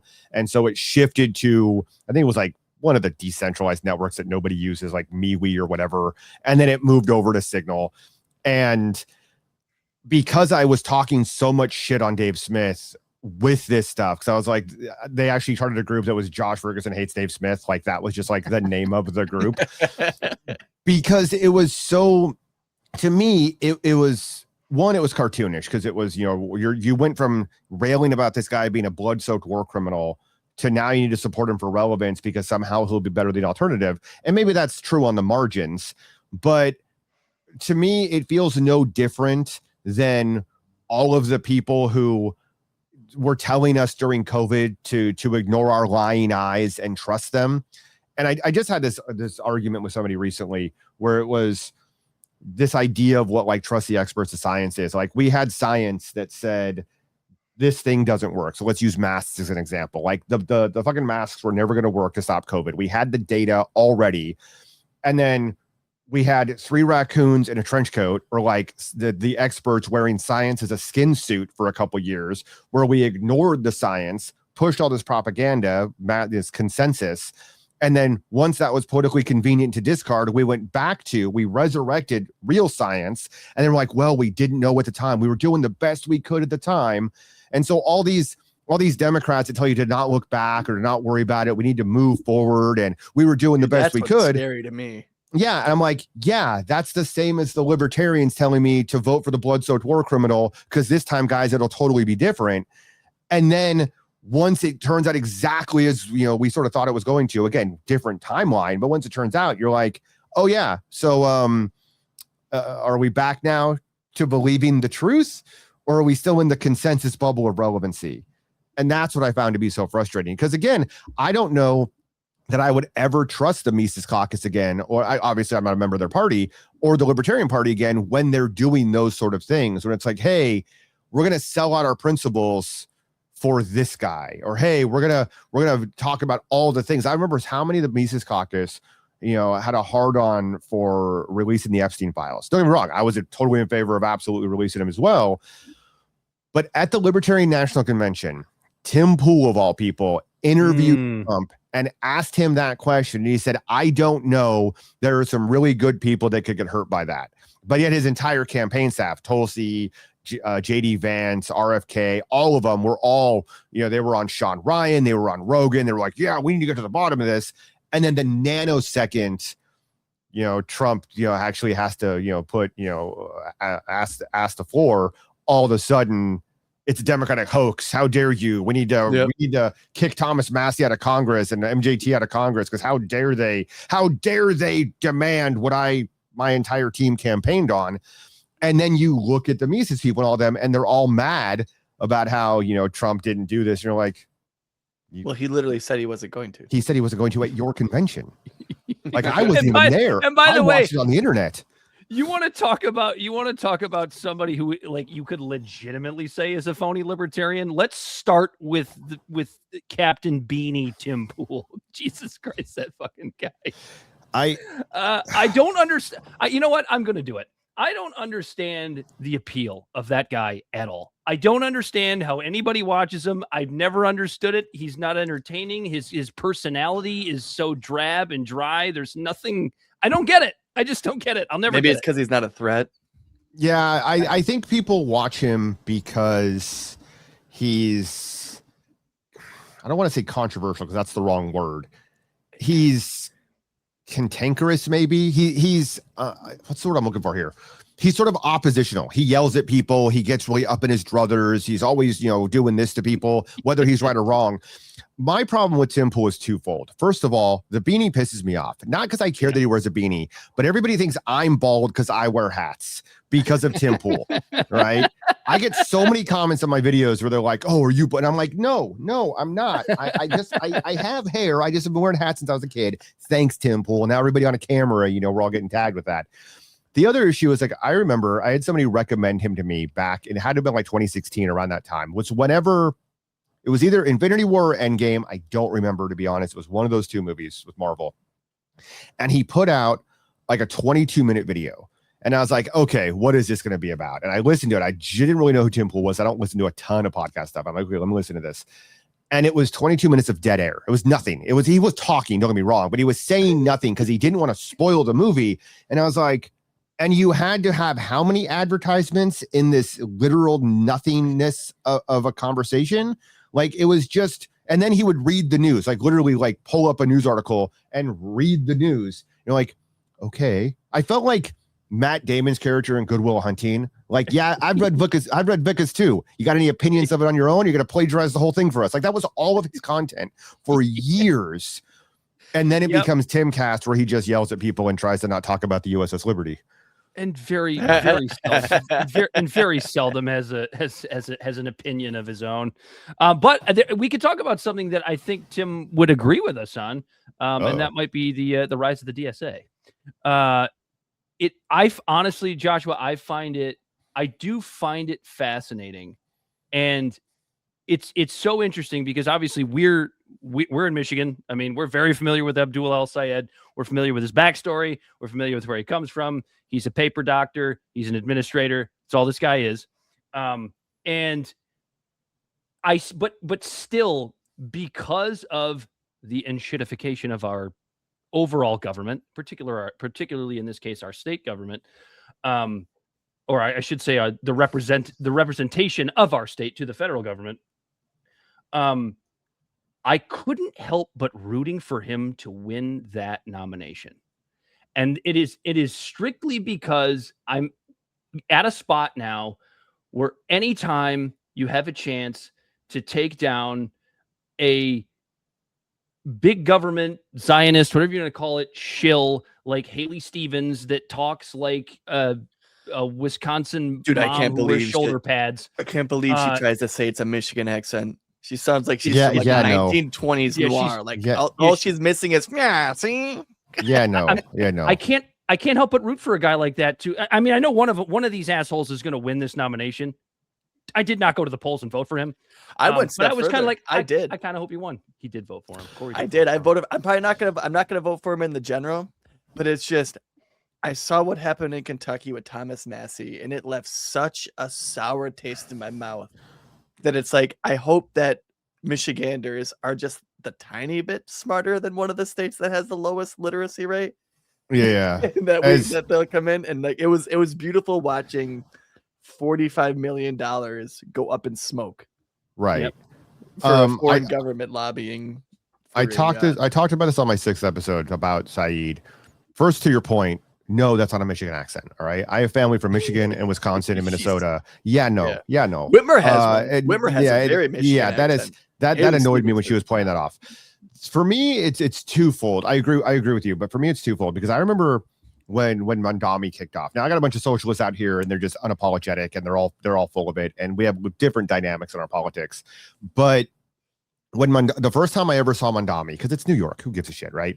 My big beef with New Yorkers is too many of them move to California and then talk about how great New York is, like in Hollywood. And you're like, the planes go both directions, right? Like you aren't stuck here. You can go the fuck back. I've had that conversation with so many New Yorkers in LA. But when Mondami popped up on my screen the first time on the social media world it was that debate where the question was, if you were to become mayor, what would be the first country you visited? And everybody was like jumping out of their kippas in order to yell Israel as fast as they could. And then Mondami says, I would stay in New York because I'm prioritizing New Yorkers. And that's the right answer. And which is objectively the correct answer. Mm-hmm. And even the moderators were like, he won't say Israel. And I'm like, I'm sorry, was Israel in the question? Is Israel in the room? Obviously, yes, they are in the room with them right then, especially if they have papers. But I'm like, it's not even in the question. If they had said, would you be like, what really angered me about that is that if they had prefaced the question, like, owing to New York's large Jewish history and Jewish population and cultural significance, would you visit Israel on behalf of Jewish New Yorkers? If they had asked that question, I'd be like, okay, fair. But no, it was sure. Yeah, bloated question, but sure. But at least it's contextual. But instead, they were like, which foreign nation would you go to? And like, he had the objectively the right answer. I would stay in New York. I would work for New Yorkers. Like, but for me, I know how I'd answer. I'd come up with some asinine country nobody had heard of before. Azerbaijan. Yeah, I'd be like, I would go and visit Bosnia and Herzegovina because I want to go see the band Dubio's a collective play. That's why I would go there. And they'd be like, who, what, where, why? But regardless, he gives the objective right answer, and they just shit all over him. Like, I'm not a Democrat. I don't like socialists. I don't think communists are people. I would vote for that guy in the primary. The other part of it that I think is sort of what's causing this, nascent rise of the communists again, the red wave that we're kind of seeing percolate or bubble up like the what is it? The kelp bloom or whatever that kills everything in the ocean. The red tide. The red algae. Yeah. Is because there is no oppositional force. We, instead of having a open market, even pretend capitalist system, we've got people like Vivek and the entire Trump administration saying things like, well, my generation made it, sucks to be you, or Dan Crenshaw, who bitched about the economy under Biden and then tells people to just eat ramen and struggle food under a Republican, even though he whined like a child when they threatened to take away his insider trading because, God forbid, $174,000 a year for 190 days of work, if they even do that much work, isn't enough, right? Like that's double the median household income where I live, and I don't live in a poor area in California. So it's like these people who are on the opposite side of the communists and the DSA don't believe that you should be able to survive, don't believe that you should be able to own a home. They don't have arguments for it. We don't have billion-dollar corporations that are building all of their factories here. And like, at least in the Henry Ford era and the Carnegie era, U.S. Steel was U.S. Steel. Ford was making everything in Detroit, same with all of the big automakers. Now we have the entire center of like the Rust Belt has been gutted by all these corporations, so shareholders can buy mega yachts. You've got politicians who they're like, one thing I like to say is like, they tell you to pull yourself up by the bootstraps, even though the bootstraps are too small to pull your boots up. Oh, also they break really easily, and they're manufactured in China, and we just put a 300% tariff on them. And it's just like, it's this thing where everything they say and do is just like a caricature of what you would sit down if you were to like, okay, what is the Republican Party in a caricature view? If you're a Democrat, you're like, it's Mr. Monopoly. It's Mr. Monopoly making sure that he's making money and you're screwed. It's a bunch of fat robber barons who want to make sure that their children are making $1 billion in crypto scams, and your children have to subsidize the shittier colleges. Oh wait, like Trump when he wants to bring in 600,000 Chinese kids to go to the great universities, so your kids go to the shittier ones. Okay, so also racist and hates trans people too. We can't forget that part. Yeah, oh sure. On the cultural side, but on the economic side though, and I got you. Yeah. And then if you were to characterize the Democrats the way they talk about it, well, they're a bunch of communists that want to seize both the means of production and the means of reproduction. And they want to make sure that, everything is fair and equitable as long as they get to sit on top. And you're like, oh yeah, but they actually believe that stuff. Like they're actually, we know how communism plays out. They're going to end up as the Castros and the Stalins, and half of them will end up like the Trotskys because they're not smart enough to realize how communism actually functions. But you're like, okay, these people are actually going to try to push that system that they're claiming they believe in. You look at the right and you're like, they're not really bringing manufacturing home. They're calling you a terrorist if you don't want a data center where a manufacturing plant could go. You're not doing a really good job of fighting the fascist label. Let's just say that they're not really doing a great job. And it's like when you have right now we're in a country, and like commodities are cheap. Like you could see. What did you say? I said we are in a country, Corey. Oh yeah, no, obviously. We're in a country where like commodities and stuff are cheap. Like when you see like a little like the free market work for like plasma TVs and stuff, 20 years ago they were like $3,000. Now you can get a nice ass plasma TV. I saw one 1,000 inches. This thing with like it was either 1,000 or like 100 inches. This thing was probably 100, 1,000. Yeah, probably 100. But like it was the size of one of my fucking bedroom walls, and that's only $500. But when it comes to the assets, when you have an entire generation of like millennials who can't afford to just get some capital and get some stake in the game when it comes to just an asset of a house or like simple things like that, and everyone's telling them to pull yourself up by your bootstraps, and then they look and they're like, well, I need fucking, especially like somewhere where you live, I need $60,000 just for a down payment. I can't afford the boots. Right. And then someone else comes along and goes, we're going to fix this and the government's going to help you. And everyone's telling them that they're crazy because they can't afford anything. They're just it's almost out of necessity. They feel like they have to go to the DSA. When the government, when people get mad and say a burrito is $20, and I don't know the whole context of that. It might be Chipotle or who gives a shit, whatever. Like I'm in Southern California, dude. We have the best Mexican food in the world, so I don't care. I can get a burrito for like $6, but it's like burritos are really good Korean food too. Yeah, exactly. I'm like, we have everything here, but it's like you look at it and you go, okay, let's say that's true. The burrito's $20 or whatever, and it used to be $6, whatever the case may be. The immediate response from people who believe in the market economy as they claim would be, is there something that's causing that, and how do we fix it? Not, hey guys, we're going to import more beans so you can, cut the meat with something. You go, okay, how do we bring the beef prices down? How do we bring the cheese prices down? How do we make that burrito cheaper? How do we bring in more competition? How do we do that? But they don't even do that anymore on the right. Like, to your point about TVs, sure, you may have these giant TVs. Of course, they're all made in China and they're all spying on you like Samsung, recording everything that you ever do. But even beyond that, the commodities that we have, all the tchotchkes and things that we buy, half of that stuff is fake. Half of it is stealing. Like Amazon, if Amazon had to follow the laws that we were taught in school about the robber barons, remember the big story about the robber barons, like the cliche one is Standard Oil would roll, or Rockefeller Standard Oil would roll into town. He would put up a gas station across the street from mom and pop's gas station. He would lower the prices to drive them out of business. And then once they're gone, he would buy it for pennies on the dollar and gas prices would rise. Like that's the sort of prototypical robber baron thing. How is that different from Amazon, who will steal your product, take the designs, knock it off in China, and then sell it as an Amazon Basics product and get away with it? What they did to diapers.com should have run them out of business, right? Yeah. If you're familiar with like the Patel family that owns like 80% of the motels in our country, it's one extended family out of India who came in, hired their family, didn't really pay them. They just lived at the motel, hired their family, lowered their prices to drive out the competition, then bought out that motel, and then had their cousin run it, and then had their son run it, and had that. It is literally the Standard Oil playbook. And you're like, if we believed in a market economy and fair competition and all of those things, that wouldn't be possible. No. Amazon wouldn't be able to do what they do. eBay wouldn't be able to do what they do. Etsy wouldn't be able to, all the drop ship bullshit on TikTok and whatnot.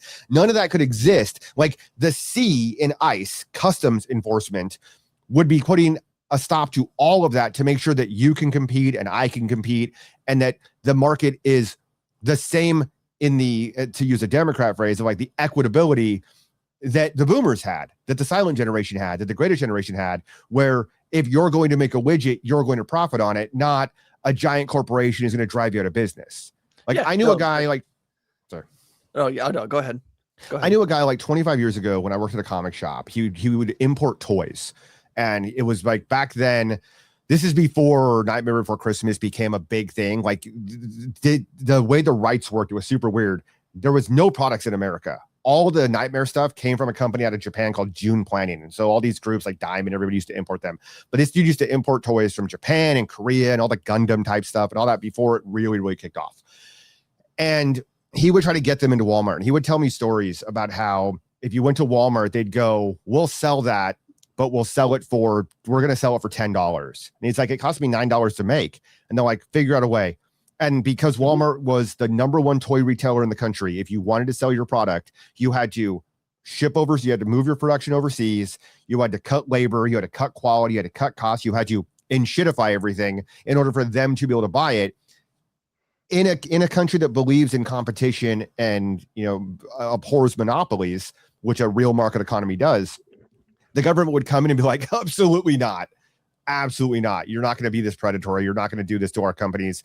Oh, you're forcing people to ship our manufacturing overseas? Absolutely not. Like we're going to punish you with tariffs for that behavior. But instead, they're all lauded. They're all seen as these great bastions of economic prosperity. Well, it's because they help pay for campaigns of the buying all the congressmen and stuff like that.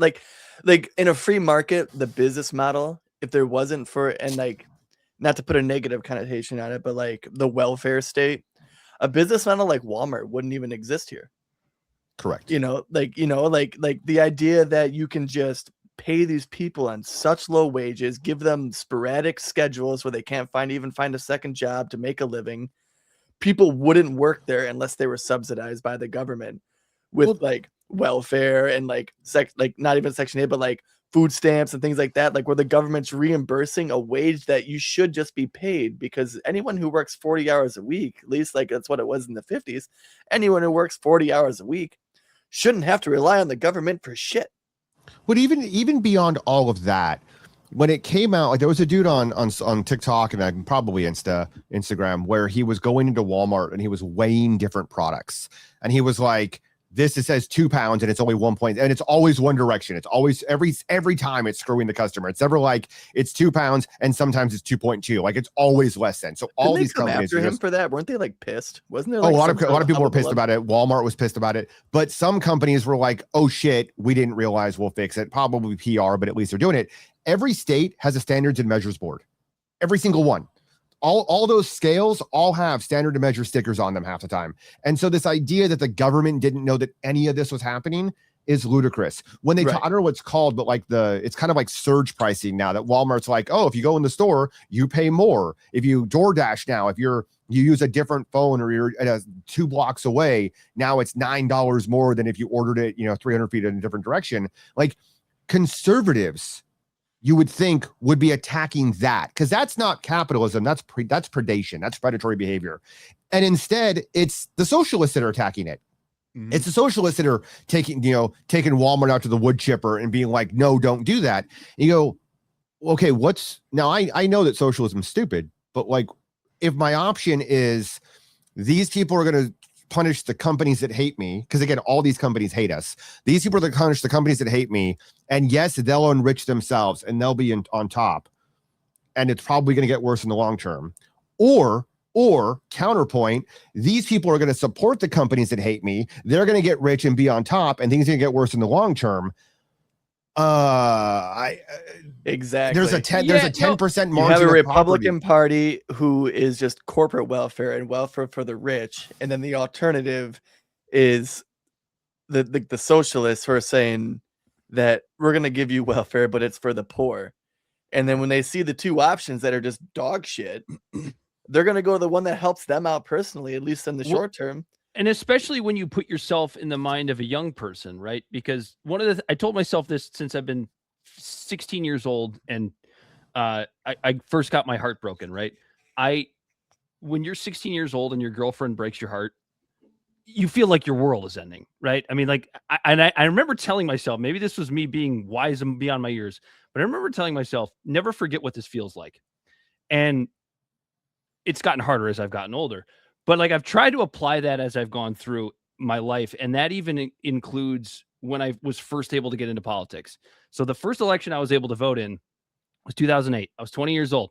And like a lot of young people, I was a hope and change Obamacrat, right? I'm like, oh, sweet. We're going to get a black president. Racism's going to be over. Everything's going to be fixed. And so now and we all know how that turned out.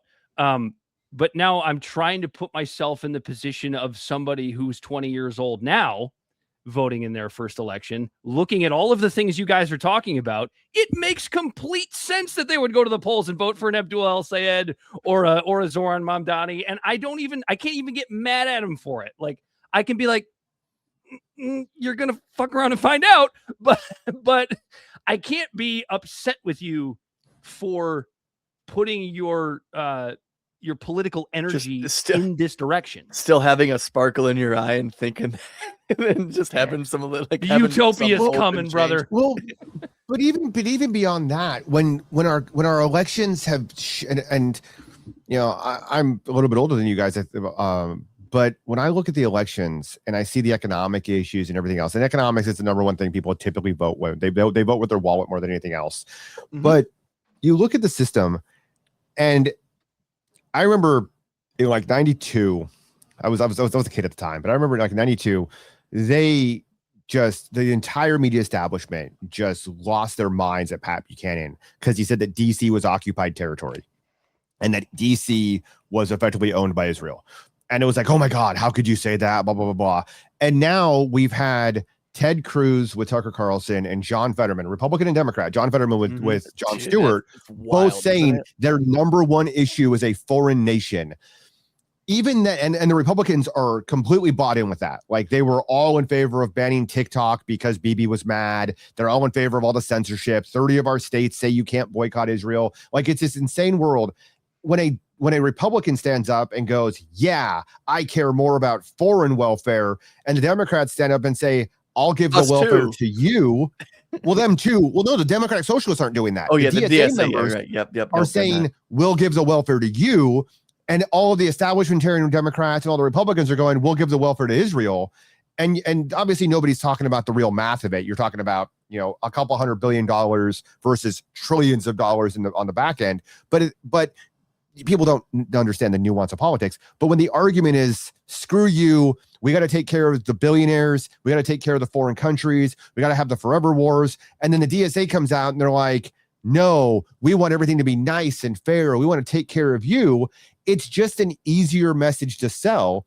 And when you don't have anything of your own to counterbalance that, why would I vote for an establishment Democrat or a Republican who their entire talking point seems to be selling me out with some vague promise of some time in the hey guys, I understand that we have the House and the Senate and the White House and the Supreme Court, but give us just a little bit more power and then we'll start working for you versus vote for us and we'll break the system.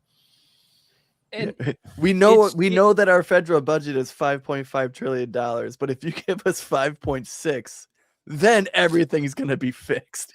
Even one step further, I don't care if you were the most free. I don't care if you're Ludwig von Mises himself, right?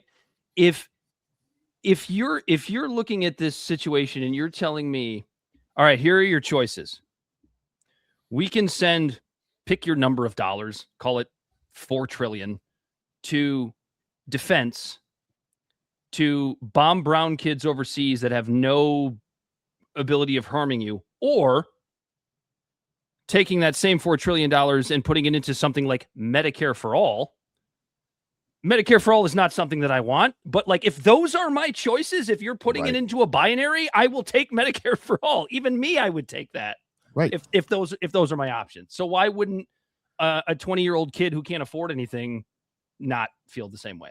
Right. If my options are the number one issue to you as a foreign nation, which as far as I'm concerned is treason, or somebody who's going to break my country on the behalf of idiots in my country, is still more appealing than somebody who's going to break my country on behalf of villains from another country.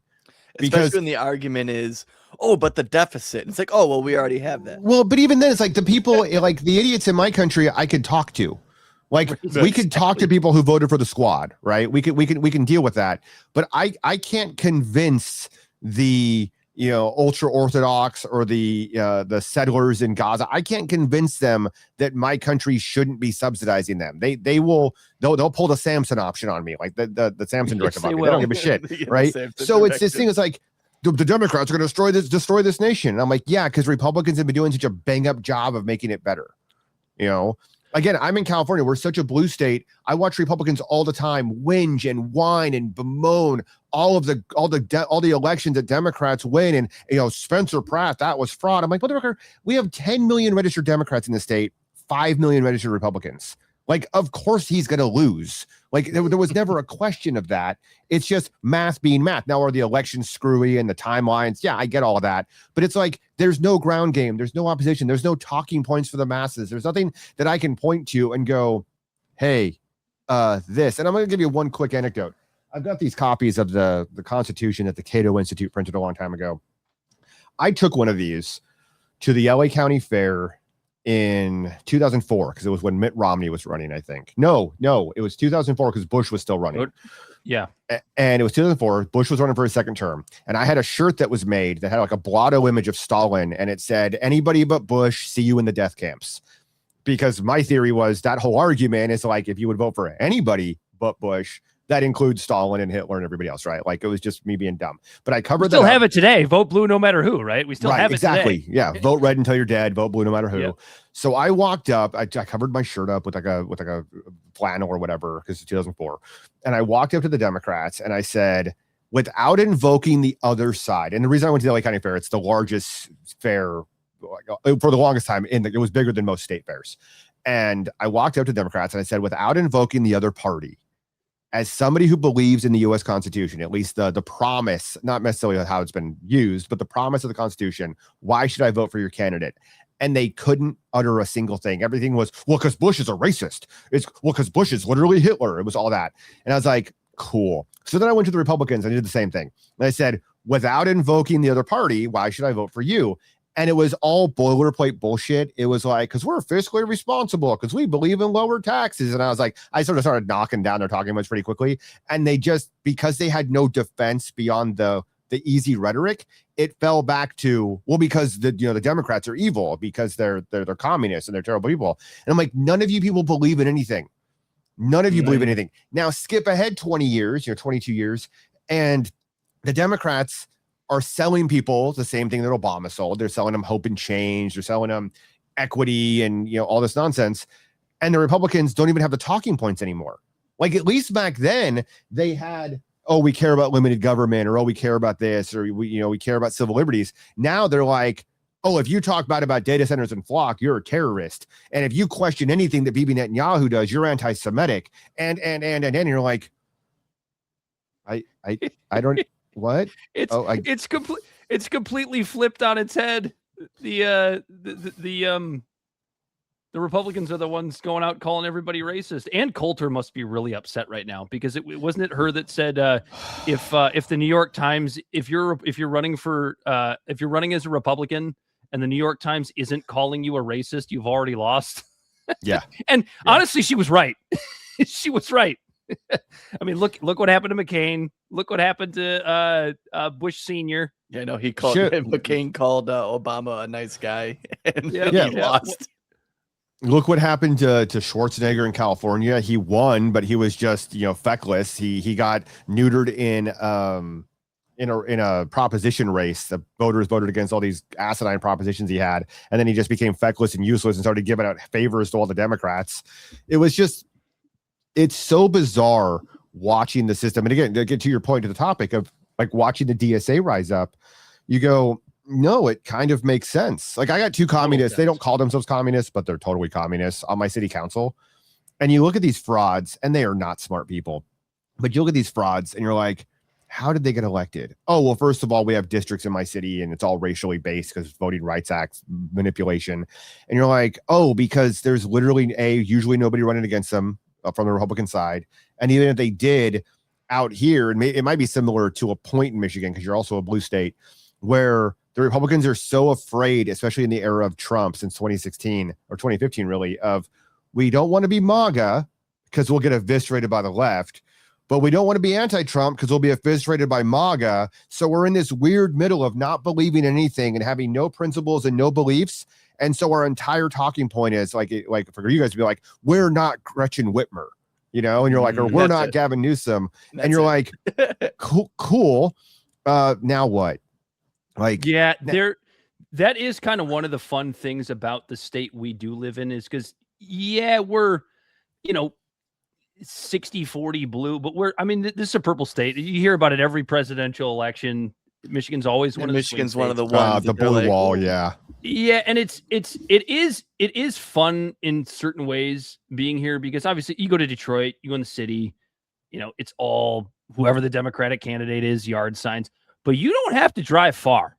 I mean, I'm talking 20 minutes outside of the city, and you're seeing the Republican candidate all over the place. And what I've noticed here, because I've spent some time in red states, I've spent some time in blue states, is that oddly. Probably not if you go online, but oddly, like people get along. You know what I mean? Like it's not like this visceral, reaction. People aren't as afraid to say things. The places where I've actually had the best political conversations, honestly, are blue cities in red states. I find those areas fascinating. Like a good example is like Louisville, Kentucky. I had, you wouldn't think it's Kentucky, right? We talked about the lowest literacy rate or whatever, but like that was the spot where I didn't talk to that many people because I was on my honeymoon, so I didn't want to upset my wife. But the few discussions that I did have, there are still people out there that are willing to listen to what the other side has to say. Now they might go home and say that guy's a fucking idiot, and I don't know why I talked to him or whatever. But there is still a decorum out there. And the only reason I bring that up, I don't know what you're about to say, Josh. You can feel free to go ahead. But I'm going to ask you this question first. What I don't know, because I haven't been to California since I was a kid. What is it like being somebody on the outside in a place that is that one-sided? Like what, I mean, it's weird because California, I guess I was probably a little bit wrong in my thought on that when I was talking about Michigan, because California used to be very similar, right? California's only been a blue state for like 20 years. It used to be really similar. Where I live in Orange County used to be called the Orange Curtain, kind of like the Iron Curtain. Everything behind the Orange Curtain was conservative. Everything on the other side of it was liberal, right? So it's where we live is kind of weird because Orange County originally it was all orange groves, obviously, hence Orange County. Then Disneyland came here. A lot of things changed. But Orange County was a suburb of Riverside, which is further to our east. And Riverside, because of the trains, was a suburb to Los Angeles. But even though we border LA County, it's a weird dichotomy. So everything for the longest time, Orange County and east, and then south in San Diego, because Pendleton and the naval base down in National City was all super red. It was all Republican.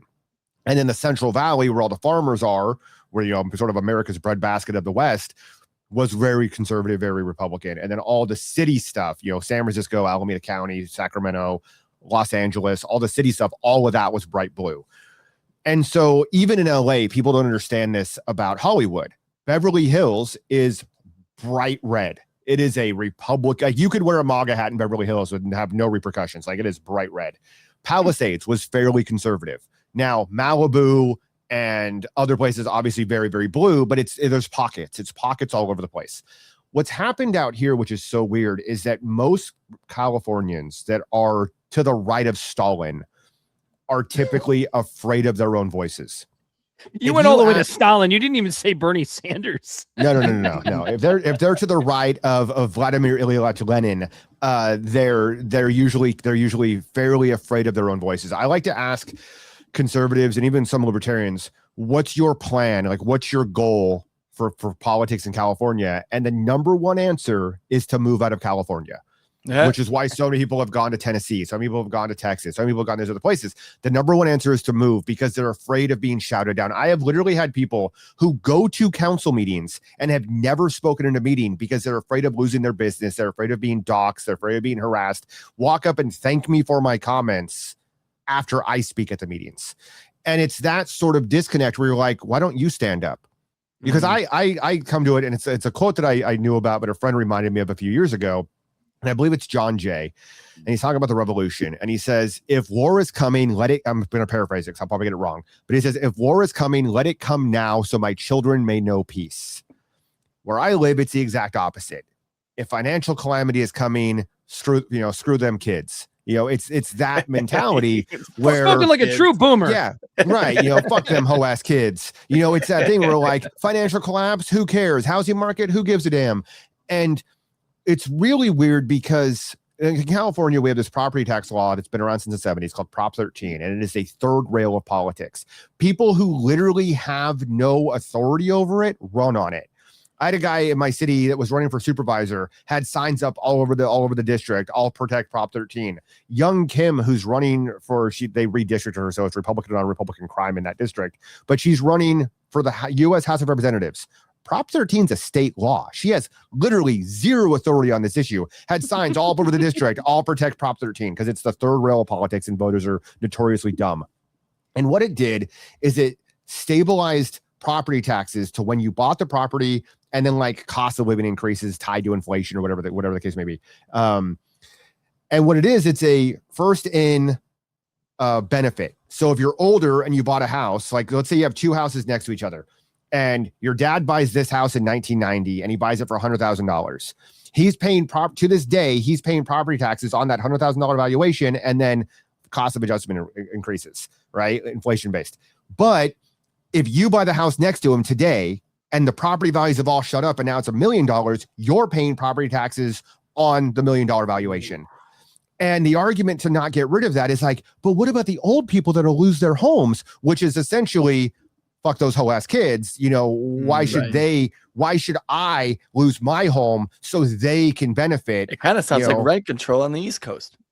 We have rent control too. And there's a whole bunch of these problems, but a lot of them, even the conservative and the conservatives, the Republicans are the ones that push for that. There was a group called the Howard Jarvis Taxpayers Association that pushed for that back in the 70s because they were like, hey, if we can constrain how much money the government takes in, maybe they'll be more financially solvent. And that was hilariously untrue. And now what's become this issue of the boomers doing everything they can to screw the youth as hard as possible. We have our pension system, which was really done in like the late 90s, early 2000s, or late 90s, really before the tech bubble burst, under the pretext of the market will always get better. They promised public safety, which is police and fire. It was 30% or 3% at 30 years. And what that means, so let's say you used to become a firefighter at 20 years old, go to the academy at 19, become a firefighter at 20 years old. At 30 years, you're 50 years old. You can then retire and get 3% per year. So 90% of your pay for the rest of your life, plus cost of living increases. And then they made it retroactive. So we literally have, so what happens, and this is how it plays out. You'll have a guy who joins the department and he's making $60,000, $70,000 a year as a motor cop. According to my police chief a couple weeks ago, a corporal makes about $300,000 a year, all said and done, benefits and everything. A lieutenant makes about $450,000 a year. So if he retires as a lieutenant, now let's say he only spends 5 years as a lieutenant, 10 years as a lieutenant, 5 years as a captain or whatever, but he spends the bulk of his time making like $100,000 or less. When he retires, he gets 90%, not of his aggregate pay. They don't add it all up and go, it's of your top pay. So now he's going to get 90% of $450,000 a year for the rest of his life. We have people who literally make more in retirement than they ever made on the job. It's completely insolvent. It is completely unsustainable. We have hundreds of billions of dollars of unfunded pension liability. And when you go, hey, can we fix that? All the boomers go, but I worked for it. No, you didn't. It's like fucking Social Security. You're just stealing it from the future. I'm so glad you brought up Social Security, because that was the first thing that came to my mind, because now we have a situation where my parents were young when they had me. My dad was literally born as the first year of Gen X. He was born in 1965, right? So he's 60, he'll be 61 in November. Okay. And we're at a spot now where Gen Xers, what are they doing? They're the older Gen Xers, I should say. They're getting close to retirement age. And they're saying the same shit that the boomers always said. They're saying the same shit. I paid into that and I deserve my money back. Like, okay, which generation is going to be the one that bites the bullet? Right? I paid into that and ignored what the government was doing my entire adult life, my entire time of my productivity. I completely turned a blind eye to the mismanagement, the fraud, the abuse, the waste, the fact that it's been the first woman who ever pulled a check from Social Security made more than she ever paid into it. It's been a Ponzi scheme since the jump. But I paid into it. And I was like, okay, cool. How about this? I have a proposition. How about this? We'll pay you what you paid in with 3% interest.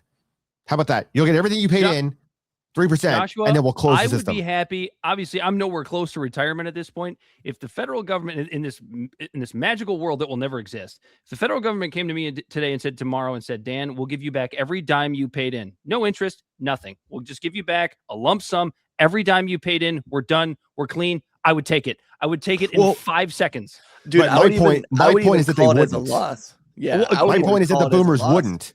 Yeah. You're right. They wouldn't. If you went to go ahead, Corey. I was going to say, I would even call it a loss. Everything I paid into Social Security at this point, and let me just take that money that you're taking from me that gets like a 1% increase over the entirety of me paying into it. And let me take my chances and throw that into the fucking stock market. Let me put it into an ETF. Right. Because then I'll get like a 5 or 6% or 10% return on it. But if you went to the boomers and you said, we'll give you everything you paid back plus 5%, they would all decline because it's not that they paid into it. That's the bullshit narrative that the boomers had, older Gen X has now, the silent generation had. You're like, okay, we'll give you everything you paid back in plus 5%, as though it was a mutual fund.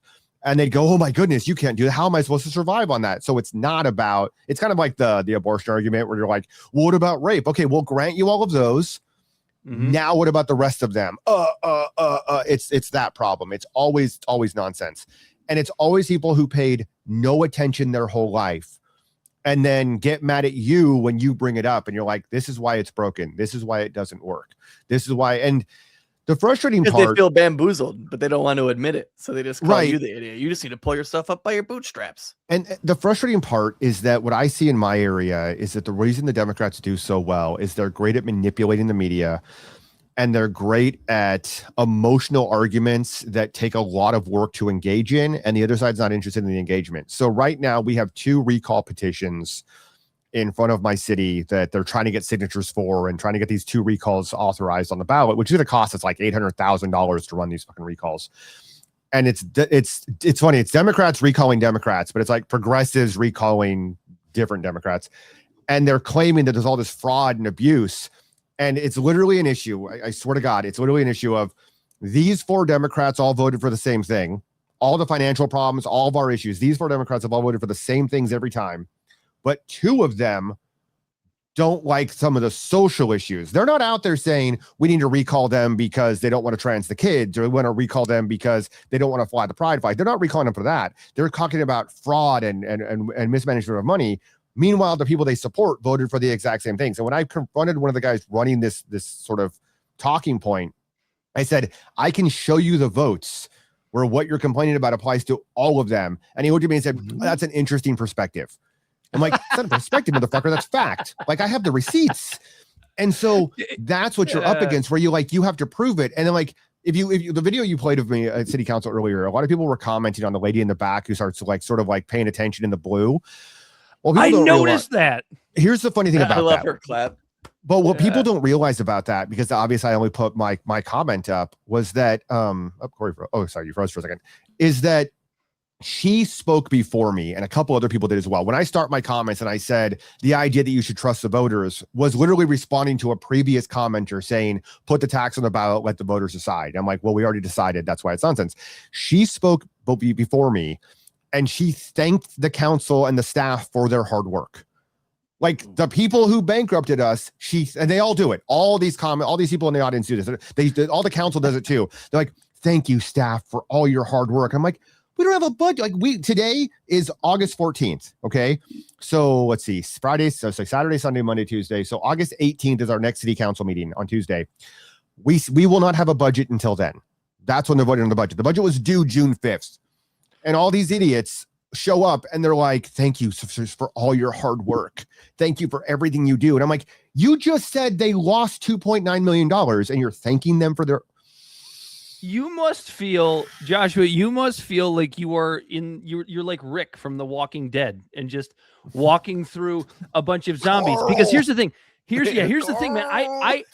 I don't look any further than your governor, right? Because so we're obviously Gavin Newsom is somebody that we all see on a national stage, right? Sure. And sure. I look at Gavin Newsom and I go, there's nothing impressive about this man whatsoever.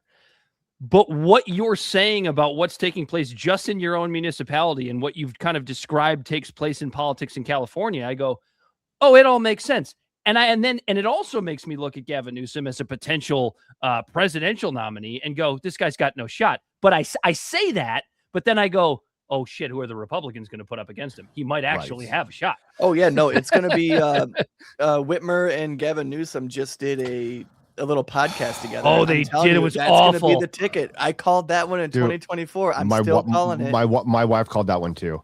I'm still calling it. It's going to be a Whitmer. I don't know who's going to be the VP and who's going to be the president.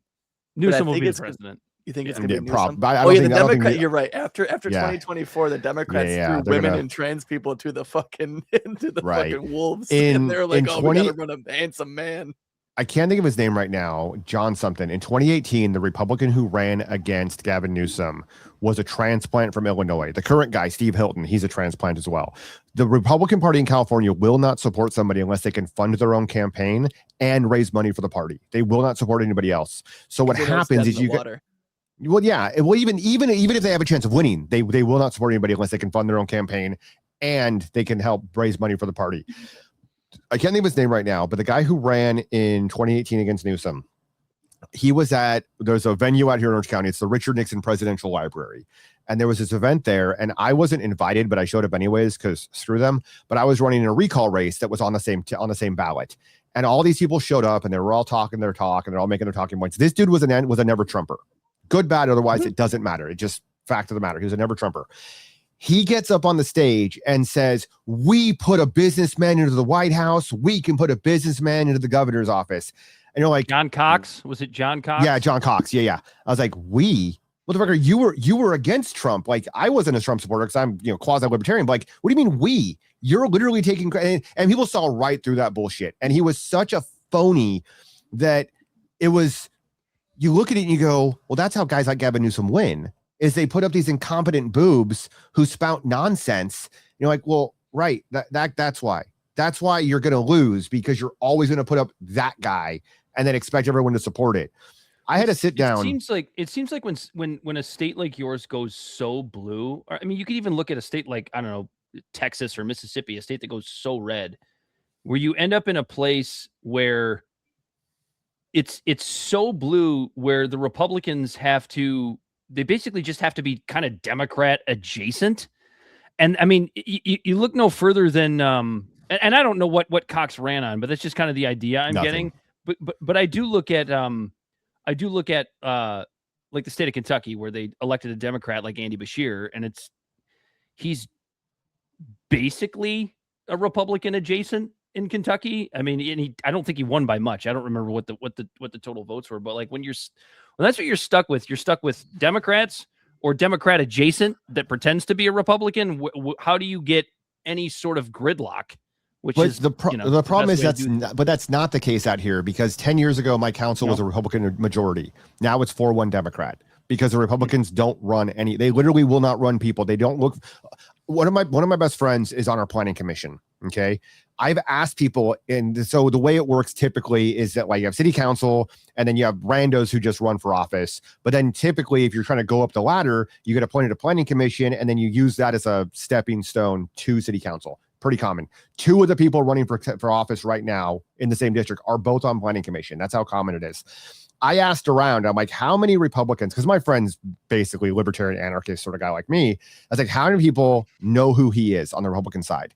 Because all of his votes correspond with sort of their worldview. None of them, not a single one knows who he is. My video got 3 million views. You reached out to me. You want to know how many Republicans or libertarians reached out to me in my area? Fuck all. And don't get me wrong, I have sort of I'm a known quantity out here to some people. I've been in the news, a couple other things. But the point is that they don't reach out. They don't try. They make no effort. The Hispanics in my area are socially conservative. Like, you don't see a lot of the older Hispanics, common. A lot of people out here going, we want to trans the kids. And yet the Republicans just don't run anybody. They don't even try. And then they bemoan and bitch and whine that they don't have any power. I'm like, you had the power. This was the orange curtain. It didn't go away on its own. Like, you literally didn't support people. I once, and this is my sort of thesis on this. I met my wife through a youth group called D Malay, and it's one of the Masonic Lodge's sort of youth groups. There's D Malay and Job's daughter. She was in one, I was in the other. My mom was in. It's just a whole thing. I left when I was 18. And then my father-in-law convinced me to join the Masonic Lodge when I was 25, and I was there for less than a year, and I fucked off. And the reason I left is because they didn't believe in the values they claim to believe in. And it wasn't some Illuminati bullshit. It was literally, the premise is every man is equal. You're all, it's supposed to do, they say you're on the level. So if you're a prince or a pauper, once you're a 3rd degree master mason, you're all equal in the lodge. You're all brothers. And I'm like, that is a great premise. I love the idea that I don't walk in and you gatekeep a conversation because I'm not good enough to talk to you. I'm not the right social class. It's a great premise in theory. Problem was, I was 25. The median age of the lodge at that time was like 70. And so there's a comedian years ago who had a bit where he's like, I do a lot of old folks' homes. Every time I go there, they always say, talk about World War II and shitting your pants. And he's like, I don't have jokes for these things. And that's what it felt like. I wasn't a veteran. I didn't have kids yet. I wasn't married yet. I wasn't a cop. And so they literally wouldn't talk to me. I would be sitting by myself with a cup of coffee and these guys would just ignore me. And I was like, fuck them. And I left. I have long believed since I was a kid, sort of the Ben Franklin idea. One, I wouldn't join a group that would have me as a member typically, but the idea of if you are part of a group, if you're part of a social structure that claims to have a belief system, you are honor bound to believe in it. You are honor bound to hold those values. Nobody has values out here. That's the problem. I met with a Republican fundraiser some time ago because they were like, oh, well, you do local politics. Maybe you can help us with this community sort of thing that was kind of outside of politics a little bit, outside of the political races. And I said, how come you guys don't hold your own people to account? We had a mayor in Anaheim who had orchestrated this huge crony deal to sell Angel Stadium, the Los Angeles Angels of Anaheim, to sell the stadium to Artie Moreno. And it was all of these shenanigans. They were violating records laws. The guy got arrested for tax fraud, went to jail for a brief amount of time. I'm like, how come you guys don't hold your people to account? And the response was, the other side beats us up enough. I'm like, no, because you're supposed to have values.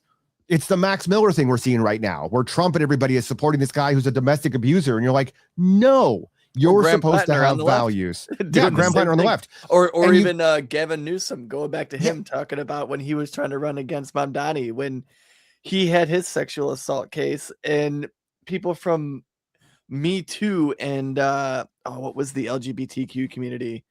What was that other group? But they were like, there's a couple of them. They were consulting with him on how to navigate. Well, it goes back sexual assault. It goes back to Bill Clinton when GLAAD and the National Organization and now the National Organization of Women said that they would put on presidential knee pads if he would keep abortion legal. Like that, the point is that beliefs don't matter. Like when red state, especially Texas Republicans, bitch about Gavin Newsom's affair, and you're like, cool, now do Ken Paxton. And they go, well, it's different. And you're like, no, it's literally the same thing. Like he cheated on his wife with an influencer. What are you talking about?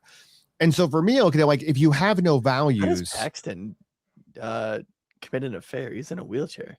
No, not sorry. No, is I'm even the person. No, Paxton's the other one. You're thinking of Governor Hot Wheels. What's his name? Not Paxton's the AG. Greg Abbott. Is it Greg Abbott? Yeah, you're Greg Abbott. Abbott's the one. Yeah. Okay. No, all right. That makes more sense.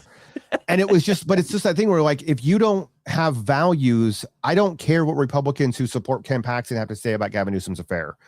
And a lot of people can see through that transparently. So then you have to run on something else. So the social issues have just been erased because they don't believe in any of these things. Okay, now what?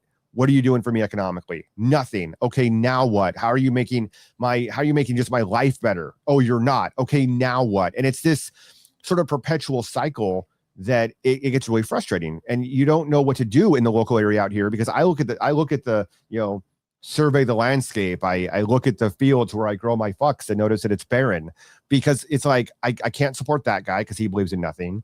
I can't support that guy because he believes in nothing. Like 2 years ago, we had a city council member who was genuinely a decent candidate, termed out of office. He could no longer run because term limits, yay. So he terms out of office, and the solution for the Republican Party was for his wife to run. I'm like, sounds like Lindsey Graham. Sounds like what happened to Lindsey Graham. Lindsey Graham, McCain, all these people. And you're like, I'm sorry, how does having an MRS degree, how does being a Mrs. somehow qualify you for this job? And it's that sort of thing, like, oh, you don't believe in anything. Fuck, now what? Yeah. Now what do we do? And it's this. We say all the time, or at least I do. I don't know if Corey repeats this, but I think he believes it. Principles are so much more important than your fucking morals. Nobody cares about your morals. Yeah, you have different morals than I do. Corey has different morals. But the argument isn't going to all of a sudden goalposts aren't going to move. It's like we both have a standing that I can have a conversation with you with. But if you don't have any principles, then it's just. I need to know what you believe in. Like I was saying, because there's a guy who nobody's heard of who pulled papers at the last minute to run for office in the district I live in right now. And somebody was asking me, who is this guy? I'm like, I have no idea. He never showed up. I kind of don't like it when people don't participate in the system and then pull papers to control the system. I feel like that's a weird situation. But I was like, I actually walked past him and I thought about it. I was at City Hall looking at some paperwork. I think I was actually looking at his paperwork. I was looking at some paperwork and I saw him and I was like, do I want to say something? Do I want to be here for 45 minutes as I yell at this guy? No, I'll just leave. And I was like, the first question I would ask him is his opinion on flock cameras, because that tells me everything I need to know about how he's going to vote on anything. Because if he is immediately a bootlicker, he's immediately like, oh, it helps the police, whatever. I'm like, okay, cool. Now I know that he's going to be a toady for the state. He's going to be a toady for the city government. It's a waste of time. That's a huge problem, is that if you even get an answer from these people, if they even have principles, but out here, sort of to your point again, a lot of them don't. When she's now no longer my congresswoman, but when young Kim was here, when she was first running for office, I had some friends that were really sort of in the Republican wing of things. And there was a fundraiser with sort of the activist Republicans. I would call them, I don't know, the non-neocons, but still, always vote red.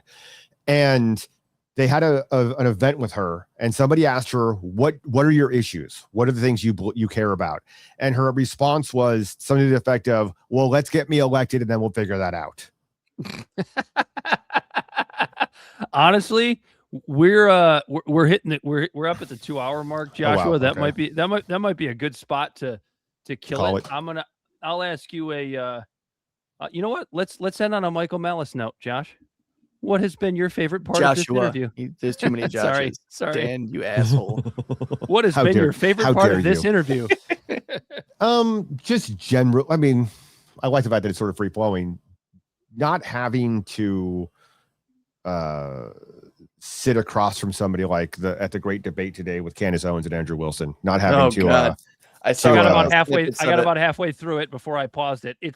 It's entertaining, but it's completely mindless nonsense. I saw a couple snippets and I was like, I think I just saw everything I needed to know. Yeah, not having to explain basic fundamentals of something. Like I can say the phrase libertarian adjacent and you're like, yeah, no, I get it. That it's, a civil conversation about ideas. I appreciate it. That's all it really is. Yeah. That's kind of what we try to shoot for on the show. Yeah. Why don't you go ahead and plug your shit, Joshua? Whatever you want to say, where people can find your show. Anything else you want to plug? So nothing really to plug except the show itself. You can find me on most of the socials as The Hourly Struggle on. So I don't post a ton on X. I do have a podcast that's either on Substack or YouTube. Depends on which. It's obviously on all the platforms: Apple, Spotify, what have you. Typically the episodes are paywalled for the first day or two for people that are members on YouTube or subscribers on Substack. And then it goes public for everybody else about once a week, depending on what the topics are. And then I do a live stream on YouTube and then sometimes Rumble or Kick, depending on what mood I'm in, on Wednesday at 9 p.m. Pacific Standard Time and Sunday at 9 p.m. Pacific Standard Time. And it's sort of like this. It's just, instead of having call-ins, it's just the comments, and it's like a 1990s radio call-in show. Sometimes we'll rant about politics or local government. And I think last time we spent an hour just complaining about cheeseburgers. It's just like whatever comes up. It's like I said, like a call-in show in the 90s. That's such a shame that you're 3 hours behind us on a Wednesday, because we remarkably don't record on Wednesdays, but it's midnight here. And it's like I wake up at 4:30 in the morning for work because I would love to hop in. Does sound very, very similar to our show. Joshua, it's been a fantastic conversation. I hope we can do it again. We'll absolutely be in touch. You want to collab on anything? You want to get with us? Feel free to shoot us an email, give us a message. And yeah, I don't think this will be the last time we speak, sir. No problem. Well, I guess Thanks that's for having me. All right. It is up to him, Dan.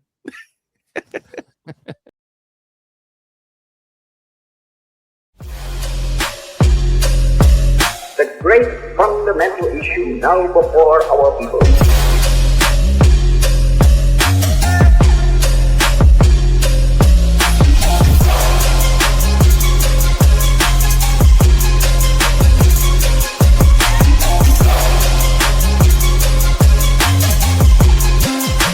We, the people, cannot turn back.